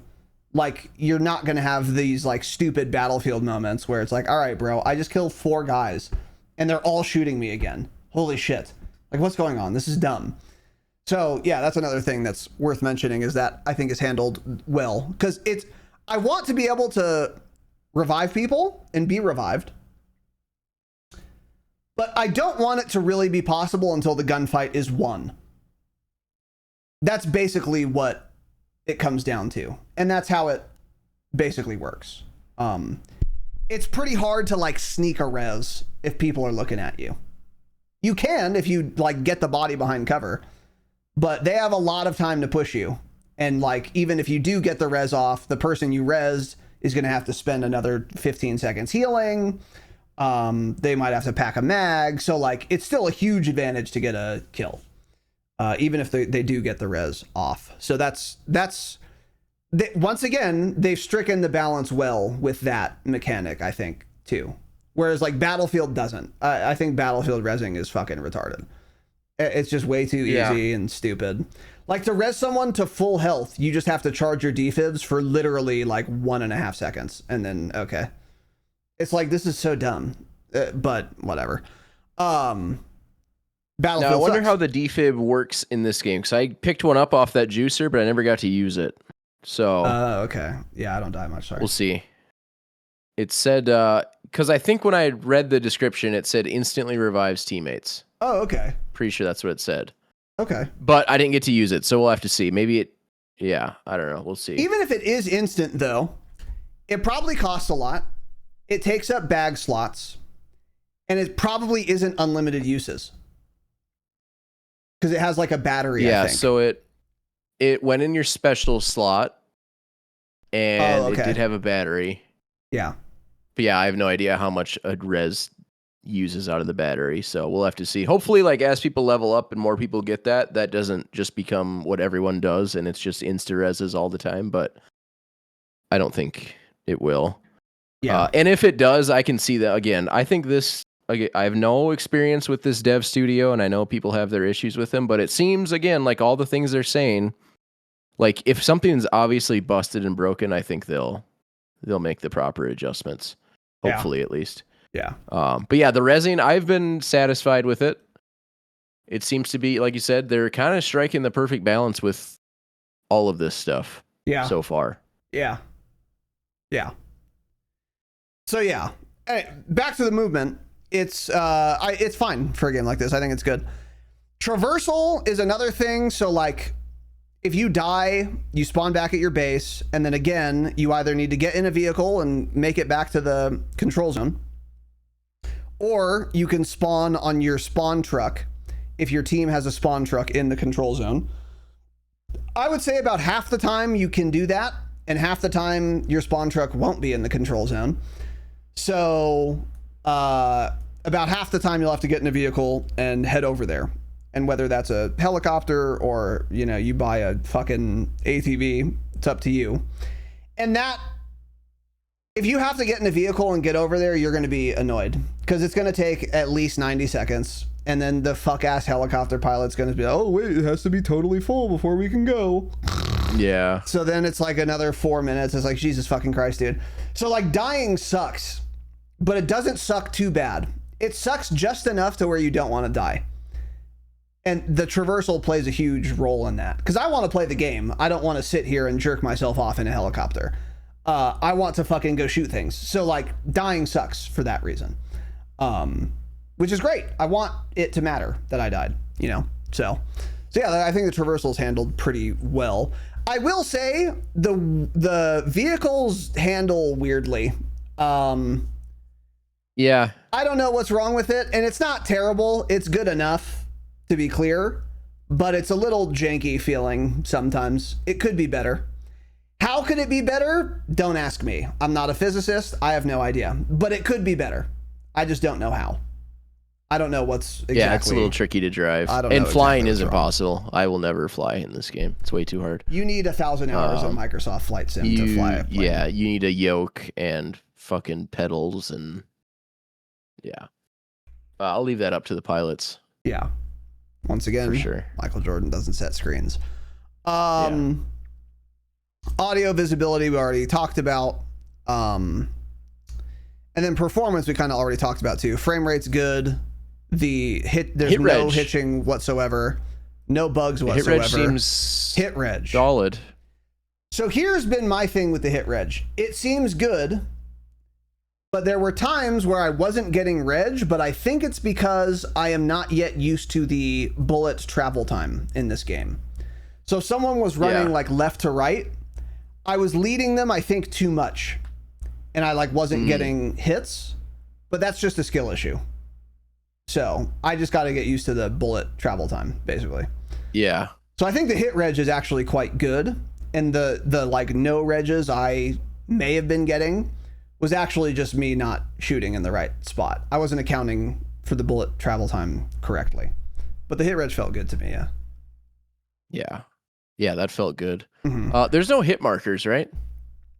There's a hit sound, and you will see blood like every time. You'll see blood. That's the one thing, like that's the way I know I hit him is when I see the blood. The sound is there, but when I really like the thing that I really notice is the blood. Okay. There's like a little blood cloud. It's clear when you hit someone, yeah. Yeah. I've been surprised. Yeah. Again, with how big, 100 players, giant map, everyone's money, there's destruction, all this shit going on. Like, you kind of expect maybe the hit reg to suck sometimes, but I haven't had any issues with it. And again, on the performance thing, keep in mind this is an Unreal Engine 5 game, this might be the first Unreal Engine 5 game to run to perform. Really? Yeah. Okay. Yeah. So I don't know what they're doing at Bulkhead or whatever, but they seem to be figuring out something nobody else can with Unreal Engine 5. Yeah. Because it runs and performs very well. Yeah. Hit reg included. Yeah. I agree. Yeah, the hit reg felt good. Next is the money mechanics. So yeah, you start with $10,000, and then You don't get $10,000 per match. You just start with $10,000. Good luck. So that's going to persist. What you gain and lose will persist through matches. So like, you know, I've started a match with 10K, obviously. I've started a match with 25K. I've started a match with 8K. It just depends on how you were doing in your previous matches and stuff, you know.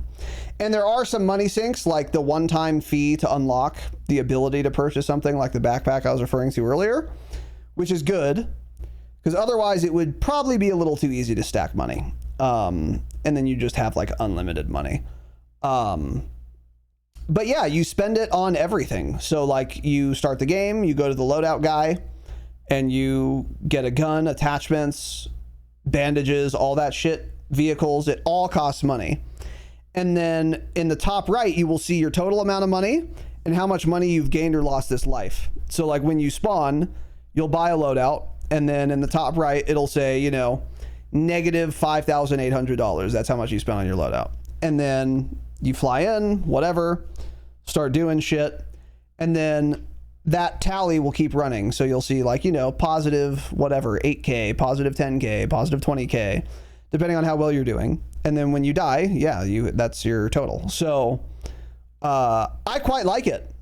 And again, it's punishing. So like if you die once, doesn't really matter how much you spent on that kit, you can buy it again, even if you lost money that life. If you buy twice, probably the same thing. If you die like 4 times in a row, you can be poor. Like I had one life in this weekend where I had like $3,000 because our spawn truck was in just a dog shit fucking spot, a dog shit trash spot. So like I tried spawning on it twice, and both times just mercilessly cut down. So then I was like, all right, I'm poor, so I can't buy the kit I want. I can't afford an AK and bandages. Like I can't do Imagine, holy shit. So I had to use an iron sight Bushmaster, which is a shitty burst fire gun. And I got punished for getting farmed. Good. Punish my ass.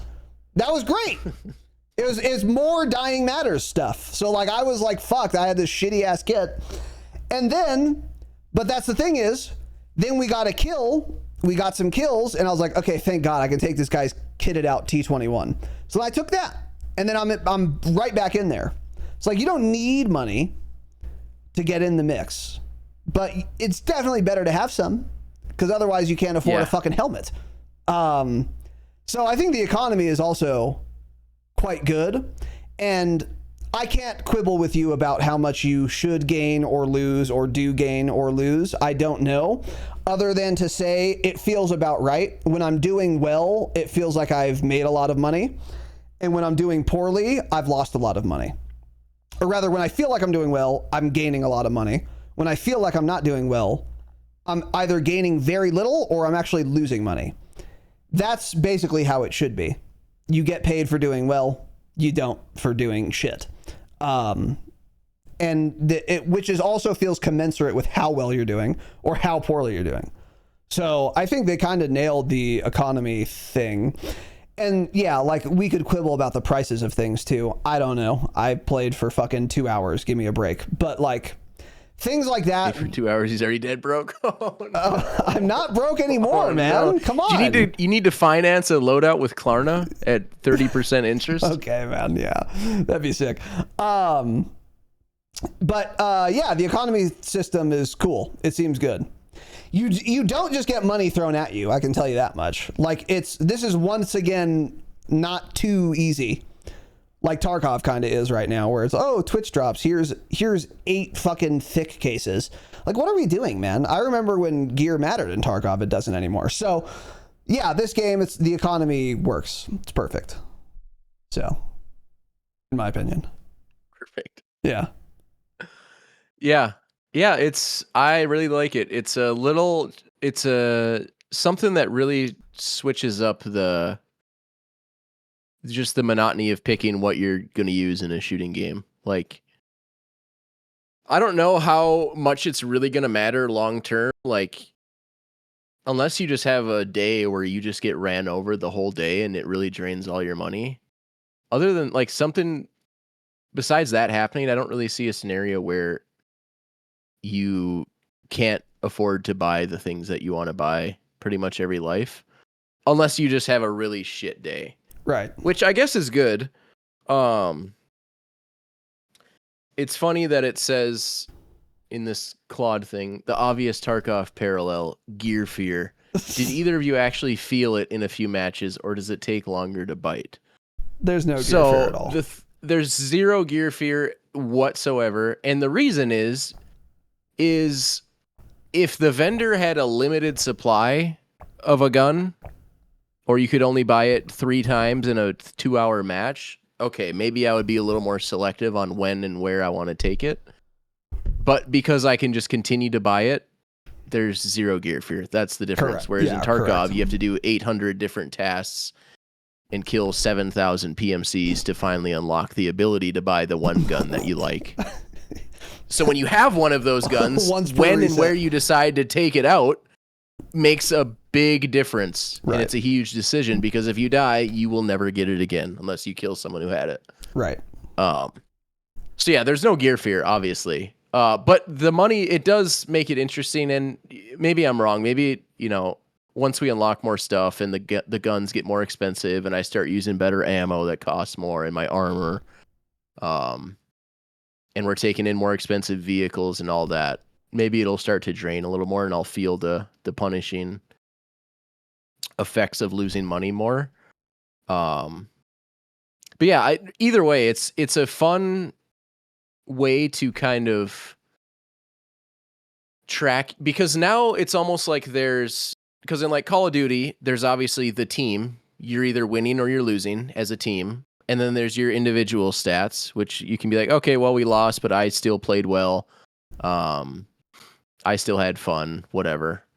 But in this game, there's the team. You can win or lose. There's your individual stats. And there's also now this money mechanic, which is just another third little thing that is just something to kind of play for. And it's just one little extra thing, just to play for. Like, even if the scoreboard doesn't show all the little things that you're doing to earn money, like staying in the hot zone or transporting your teammates, all that sort of stuff. So even if you're not a real shooter, you're not in the front lines just laying down Manticore, you can still make some good cash just by helping out the team, reviving, supplying ammo and stuff, and transporting your teammates, which I think is cool. It's just another way to give people a feeling of progression and sense of the fact that they're doing something for the team.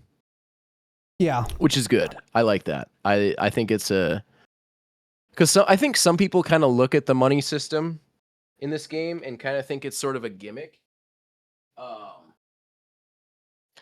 And I don't think it is a gimmick. I think it does matter, and I think it is more impactful than people might initially think. I agree.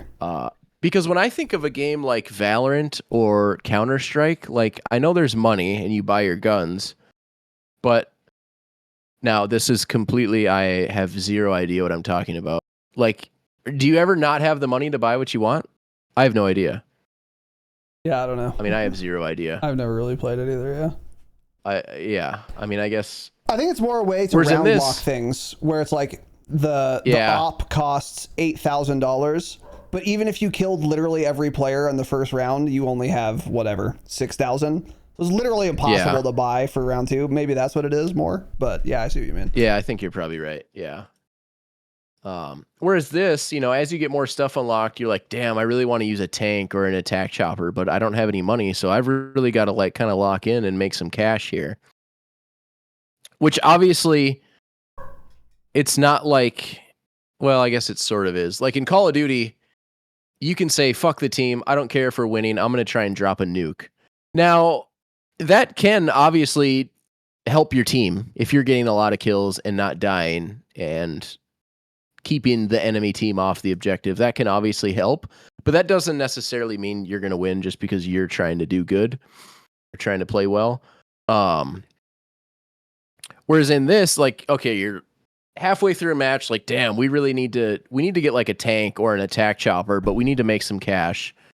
So it's like, okay, we really need to make some money. Let's focus on reviving. Let's maybe build some bases for our guys. Let's do some transporting. Let me bring in some ammo for my guys, or I'll be the medic. I'll revive everyone. And that way you're actually doing something for the team and for yourself. Yeah. Which is just makes it a lot more interesting. So I think the money mechanic, again, I don't know, I just feel like a lot of people think it's a gimmick. And I think there's a little more depth to it than you might initially think. Yeah. And I think it's good. I think it adds just another layer that it just makes everything you do in the match more interesting. Like literally every action, because you get rewarded for it. Yeah, for sure. Like you get $250 for running into the control zone. Which now, I mean, that's a tiny amount of money, doesn't really matter, but it's like, well, okay, at least you're somewhat incentivized to be in the general vicinity and be in the area where you can potentially get points. For sure. Yeah. So it's like, yeah, just incentivize people to play the objective, help the team, not only for the team, but for their individual success as well. I think it's a good way to do that.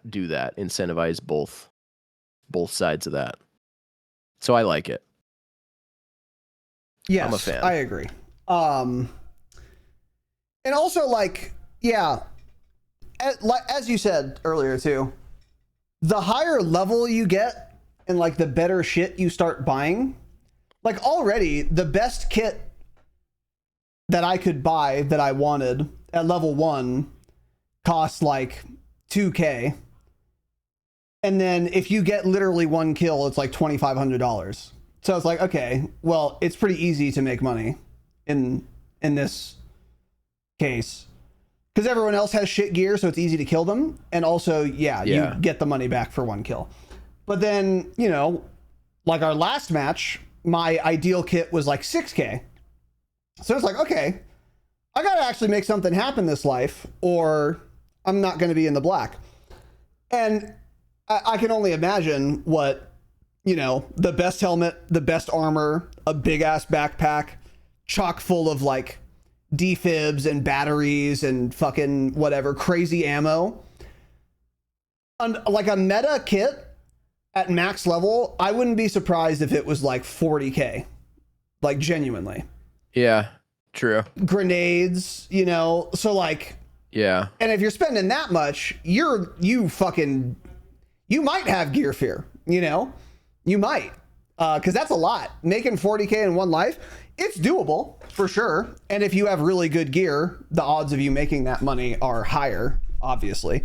So like, but yeah, like the money thing, I do not think is a gimmick at all. It could feel that way if you've played for an hour because you're like, oh, I'm just always making money. It's like, yeah, you have shit gear and so does everyone else. So yeah, everyone's making money. But once you actually start spending some, yeah, it starts to matter for sure. So yeah, I think the economy thing is really cool. And then there is a safety net. Each faction has a free rifle and backpack, so you can never be fully locked out. And you can loot a better kit off someone you killed. Yeah. So like that's kind of what I had to do. I used the free rifle. I bought some things. I didn't have literally $0, but like I bought some things. But I opted for, yeah, like a helmet and armor or whatever, and then just took the free rifle. So you can always like play the game. It's not like Tarkov where I get, in theory, you can be literally out of everything. Like that's possible. And then the Tarkov safety net is scavving. So you play on your scav, find a gun, or just extract with your shitty whatever SKS, and then you can take that in. But like, there's a good enough safety net. So money persists match to match, and eventually seasons wipe it into gold bars for cosmetics. So a bad night follows you into tomorrow. Okay, so there are wipes. So that's what, yeah. So before we played, that's how I thought. Like, I thought every month, all the money you made in each match got converted into gold bars. Yes. At least like on the full release, obviously, once all that's in. But it doesn't, which I think is good. Yeah, I agree. Because then you don't have to start every match at the same point and use dog shit guns for the first 20 minutes. Yeah. You can start with a good gun that you want to use in a good kit. So yeah, I'm glad I was wrong on that or didn't understand it correctly. I agree. And yeah, I wonder seasons wipe it into gold bars. Okay, so that's interesting. So this is perfect. Yeah. Yeah. Once again, striking the balance for me. So there is progression within a match and between matches, but eventually in a season, you're going to unlock everything, and then you might be at risk of getting a little bored. Just like in Tarkov, I have max traders, I got Kappa. What else am I doing here? I'm just PvPing. Like, okay, like if you know, playing for the love of the game, maybe you enjoy that, but like all these streamers, they get bored of it. Like Desmond, you know, a week after wipe, he's already max level, max traders, Kappa, and he's just running around killing shit, making money streaming it. But like he wouldn't play it. That's why he started playing League of Legends and shit, you know, because it's like, what else is there to do? But luckily, Tarkov has wipes. So then the game gets fun again because you have shit to grind for again. And this is going to be the same. So like, you know, you start playing the game, you're leveling things up. Oh, I'm recon level 5. I'm assault level 8. This is awesome. I can finally buy this ammo or this backpack, blah, blah, blah. And then eventually toward the end of the season, or even sooner, if you play a whole lot, you'll have everything unlocked and you'll have like limitless money if you're doing really well. I don't really know if that would be possible, but probably. And then you're like, all right, well, I'm getting like a little bored of this gameplay loop potentially. There's a wipe coming. So you're going to have to and then you'll get rewarded for how well you did that season with all the gold bars. So it wasn't all for nothing, like in Tarkov it kind of is, although there's prestige now, so maybe not. But also, there's a wipe, so now you have to re-level everything again, and the game gets fresh again. And also, when a new season comes, they're also going to add new shit. So there's going to be new guns, there's going to be new fucking ATVs or whatever. So like, once again, it's the perfect balance. And in between or between matches, there's going to be progression too, which is really cool. I like that way better than starting with 10K at the beginning of every match, for sure. Yeah. That's way better. Yeah. The more I'm thinking about that, that would kind of suck. Yeah, it would. Because then you just have to everyone would just be using the same shit for the first 20, 30 minutes. Exactly. Yeah, exactly. Yeah, so that's cool. Very cool. Yeah, very fucking cool. And then, let's see. The player-to-player selling and betting layer, I don't think that'll ever be a thing. I mean, maybe, I guess if you're really high level, you're like, hey, kid, I'll give you... I didn't know... Is there even a system for that? I can sell you something? Yeah, so that's, I think, where the FOBs are going to come more into play, is like... I remember when they were showing this off a couple months ago, like...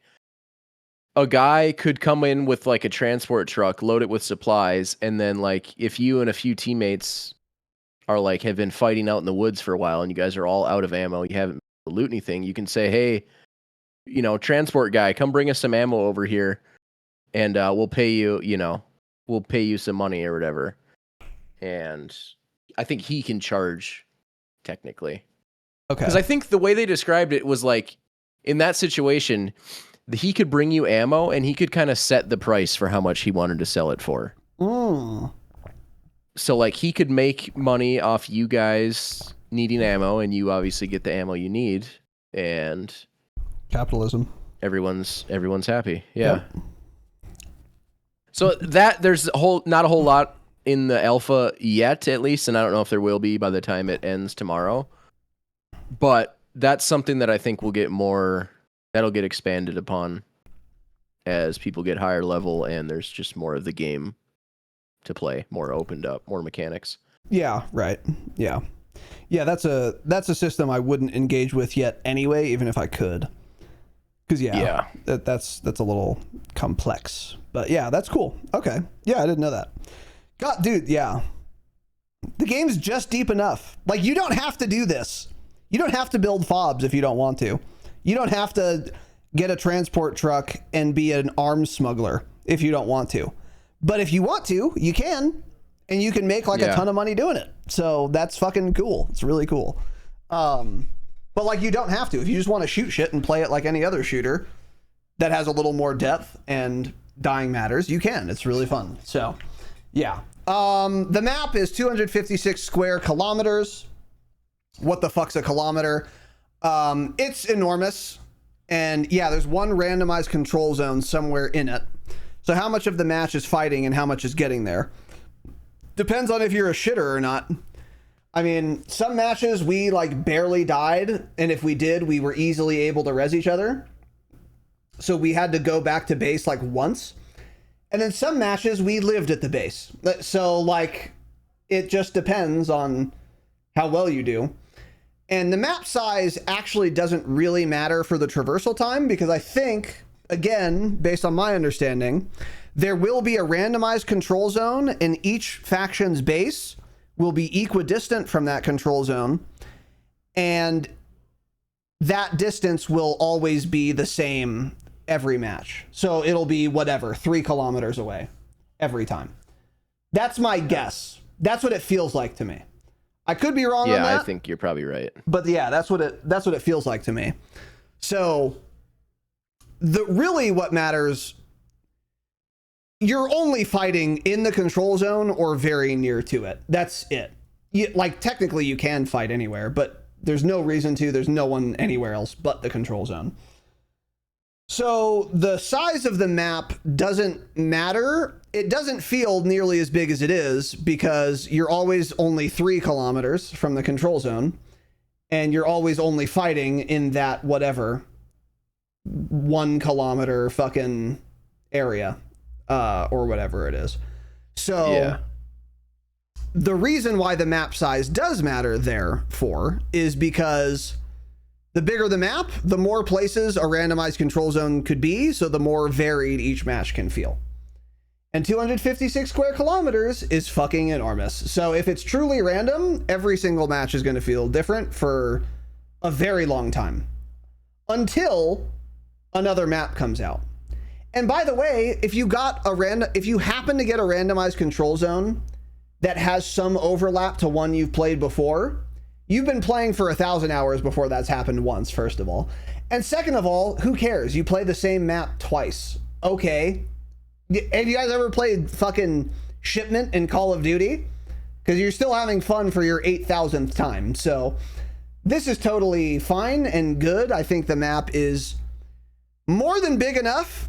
Some could say too big. Some might say that. I wouldn't, but some could say that. But like, every match will feel different if the control zone, or when the control zone is randomized, for sure. Absolutely. Yeah. Which is cool. Yeah. And the fact that the hot zone just moves around, like, it just, you can decide, like, okay, should we go push up the right side or the left side, or just go straight up the middle, or should we flank all the way around?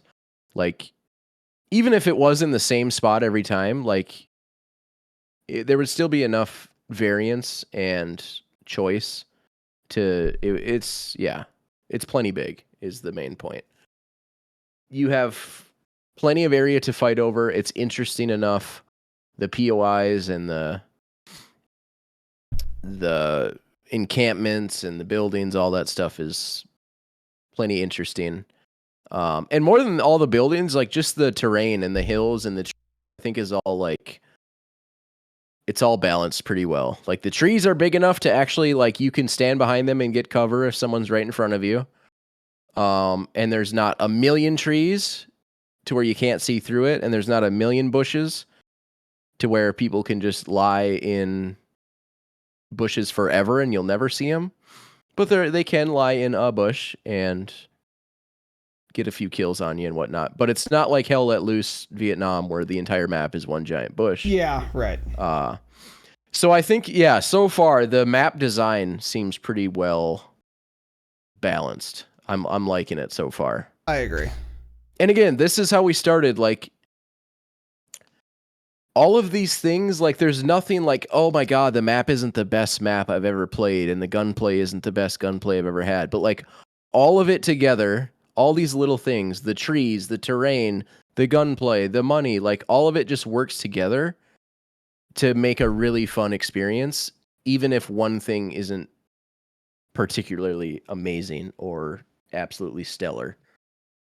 which is good. Again, that we're saying the same things we said earlier, but that's why it works, is because all this stuff just kind of flows together and works. Yeah, exactly. I totally agree with you. There's no single aspect of this game that I can't point to another game and that other game does it better. Not one. There are games that have better gunplay than this game. There are games that have better economies than this one. There are games that have better maps, visibility, audio, movement, like literally all of it. But this what's the expression? The sum is what the sum of its parts? What the fuck is the expression? Oh my god. Yeah, what is it? Oh my god, I can't think of it. The whole is greater than the sum of its parts. That's what I'm looking for. There you go. I think, yeah. In this case, absolutely. And it is a unique genre for both of us. That's another thing too. So like, if anything, if one particular thing could stand out above the rest, it would be the genre of game itself, which is the 3-faction King of the Hill, Control Zone, Hot Zone thing. That one could argue this is the coolest way to play a first-person shooter. I could maybe give you that. I wouldn't give you that on any other aspect of this game, though, like gunplay, movement, economy, etc. Absolutely not. But it's all solid. It's all solid, and as a package, plus the genre, it's incredibly addictive. So, yeah, it's fantastic. But anyway, the map is cool. I like it. Yeah. And there are and different just the times thought of like day, new too. Yeah, the day, the time cycle is cool, because like we had ones where it was high noon, we had ones where it was kind of like gray overcast, and then we had one where it was like, it looked like evening, like the sun was setting, and it's you know, it's cool, just changes up kind of the vibe of it a little bit, and just something a little different. You think they'll add nighttime? I was wondering that when we were playing today. Some I can see him doing that. Equipment, absolutely. Some nods, yeah. That's going to be I like can see season that for 3, sure.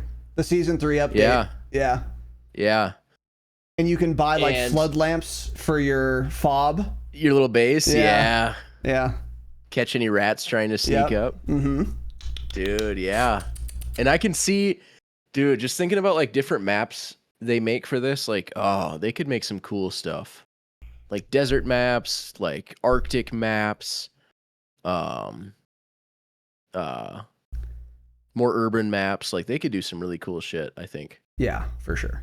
And just, that's what, again, the fact that we've only played it for a couple hours, we have one map, there's not a ton of guns in the game. I mean, there's a good amount, but like the fact that there's all this and we're happy with it, we're having a ton of fun, and just thinking about into the future, all the cool shit they could do with it is really exciting. Yeah, for sure. Yeah. And then it comes down to this. Who is this actually for? I already mentioned this. I think this is for everyone. Yeah. I think if you like shooting a digital gun. Yeah, exactly. I think it's for you. Even if you like shooting an analog gun, this might be for you. I mean, if you are if your favorite shooter is Call of Duty, you're the most casual first-person shooter player on Earth, which is fine. This is not so complicated that you can't enjoy it. You can play this game like Call of Duty. The only difference will be that you won't like is that there is more friction when you die. Because you can't just instantly respawn and run back to where you died in 10 seconds like you can in Call of Duty. But it's still casual enough to where if you wanted to play it like Call of Duty, you absolutely can, and you will have fun. But also, if you're, again, like a squad enjoyer, this game has systems and mechanics that are complicated and deep that you could really get in the weeds on and get enjoyment, scratch that itch too. And then everything in between. And like, if you're a Tarkov player, this will feel familiar to you. You can loot people and like take their shit and stuff, you know? So like, this is, can you sell things to a vendor? Well, Like, let's say I kill a guy, I already have the perfect kit, but he has a juicer kit that I don't want to use, but I could like sell it for a bunch of money. I wonder if that's possible. Because that would be another reason. You get to the vendor? If you have a forward operating base close and there's a vendor at it. I don't know. Because some of the backpacks you can put another gun in them. Yeah.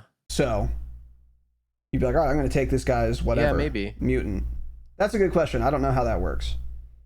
But anyway, yeah, regardless, I think this game is for anyone who likes to shoot guns in video games, genuinely. I think it's got enough depth to where if you're really into that shit, you'll get more enjoy. To be clear, the more of a nerd you are, the more into Hell Let Loose and Tarkov you are, the more you'll enjoy this game. Let me be ultra clear.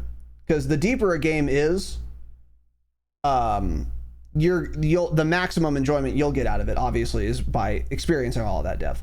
But even if you don't want to do that, or you don't want to do it right away, you don't have to.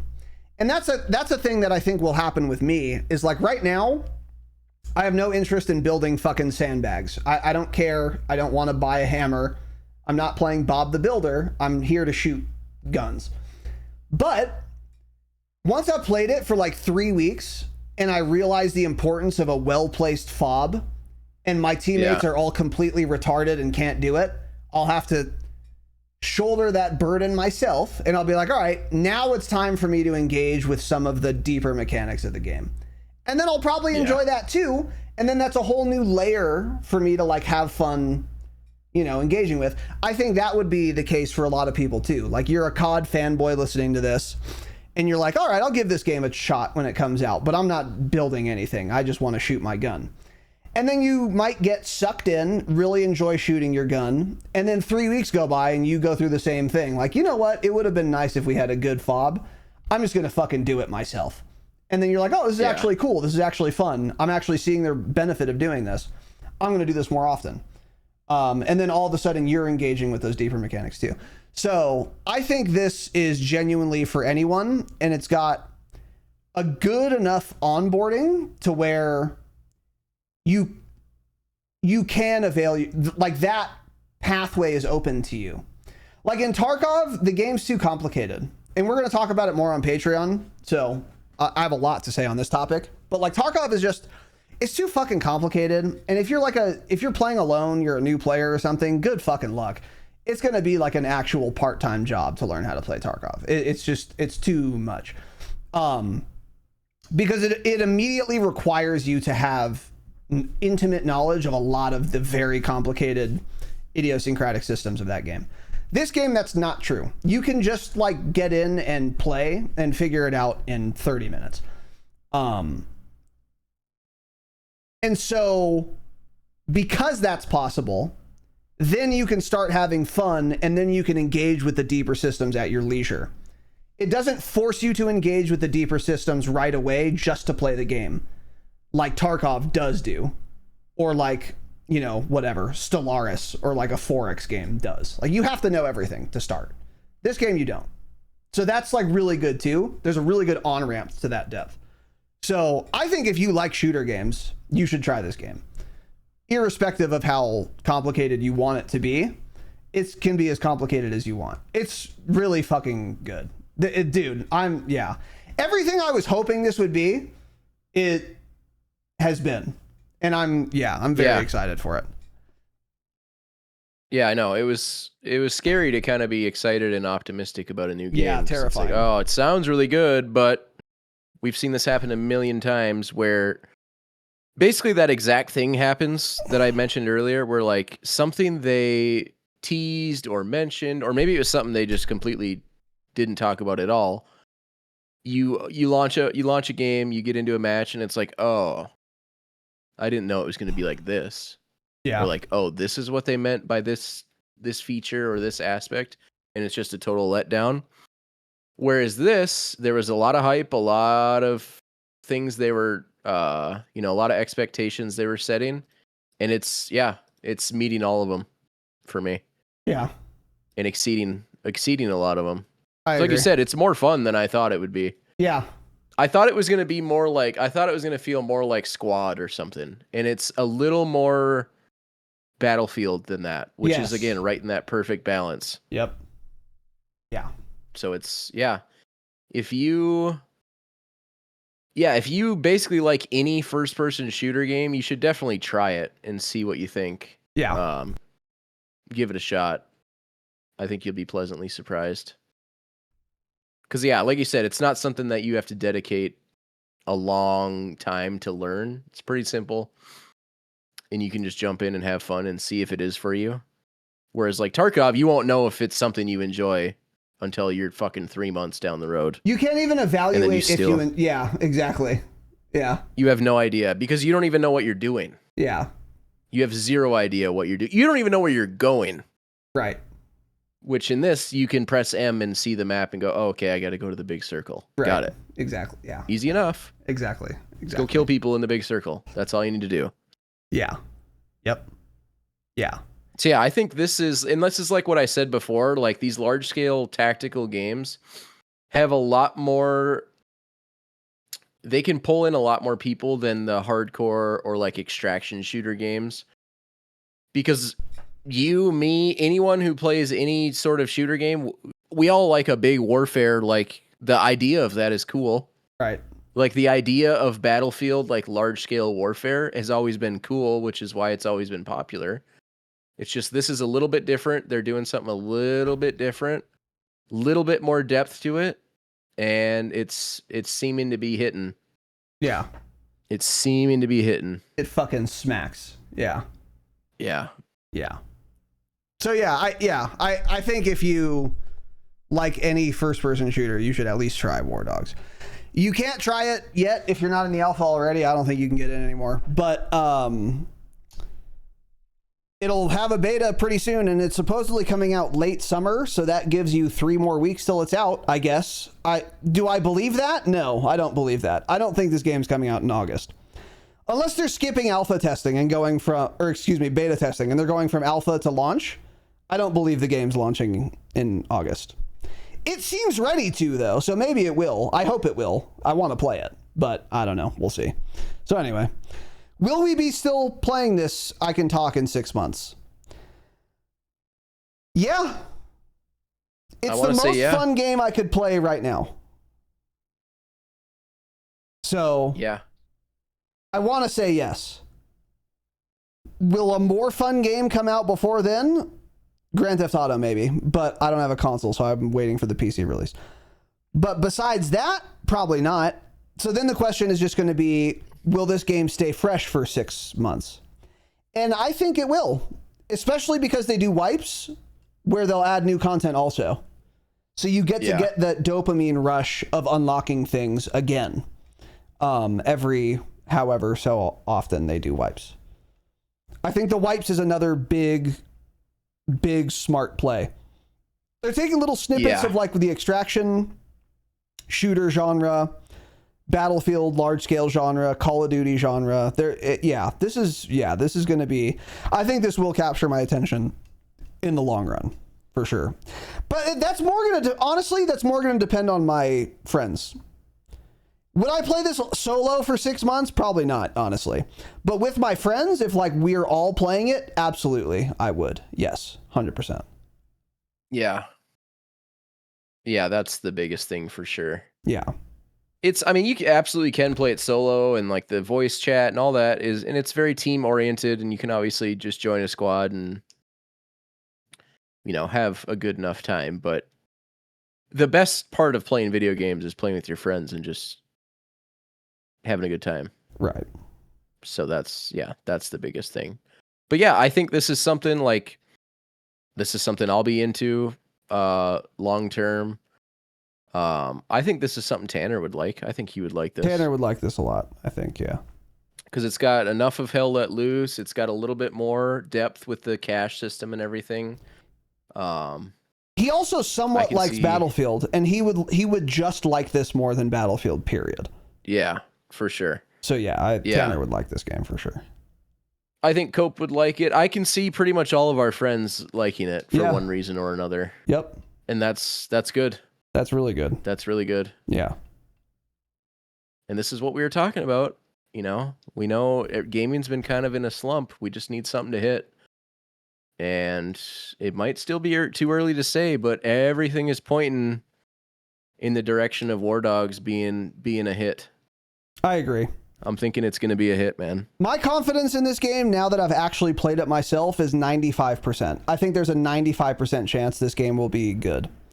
If it's this polished and fun in an alpha test, they would have to really drop the ball for it to be shit on launch. Like, in a crazy way. The only realistic way I see this game being ruined is if their anti-cheat sucks. Which is a possibility. So let me bump that 95% down now that I've thought about it. 70% chance. There's a 70% chance this game is perfect when it launches. But that really only depends on how good their anti-cheat is, because people will try and cheat like they do in every fucking game. And if cheaters are running rampant like they did in Warzone 1, then the game sucks. And I won't play it in 6 months. I'm not going to die to cheaters, especially with a fucking economy. And when it takes me 5 minutes all your money. and it takes me 5 minutes to get back to spawn. If I'm dying to cheaters every other death, see ya, I'm gone. So the anti-cheat actually better fucking be good. That is the only realistic thing I see ruining this game, though. At least by, like, in the next 3 months or whatever, you know? Yeah. So we'll see. Yeah. Yeah. I think I'm excited, man. I'm way more excited than I was. And I was already really excited.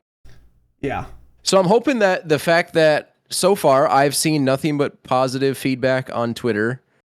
I haven't seen really anyone saying that they're running into super bad performance or server issues or bugs. And I know that's what kind of they were worried about. The developers is like, okay, well, we know when we play it here in the studio, it runs well and it performs well, but we don't know how it's going to perform when there's 10,000 people on at once. So now I'm hoping that, okay, they've put out the alpha. It seems to still be holding up. Everything seems to still be working. I'm hoping they're like, okay, I think we're ready for at least a beta, like soon. Or just fuck it, put it into early access. Yeah. Just do it. That would be great. Soon, next couple weeks. Yeah. They said big announcements next week for, I think, release date and stuff. Okay. So, yeah, that better be fucking soon. I would love that. Yeah. Yeah. So, yeah, anyway, the final verdict on Wardogs, last thing. If you had to give it a score out of 10, I'm giving it...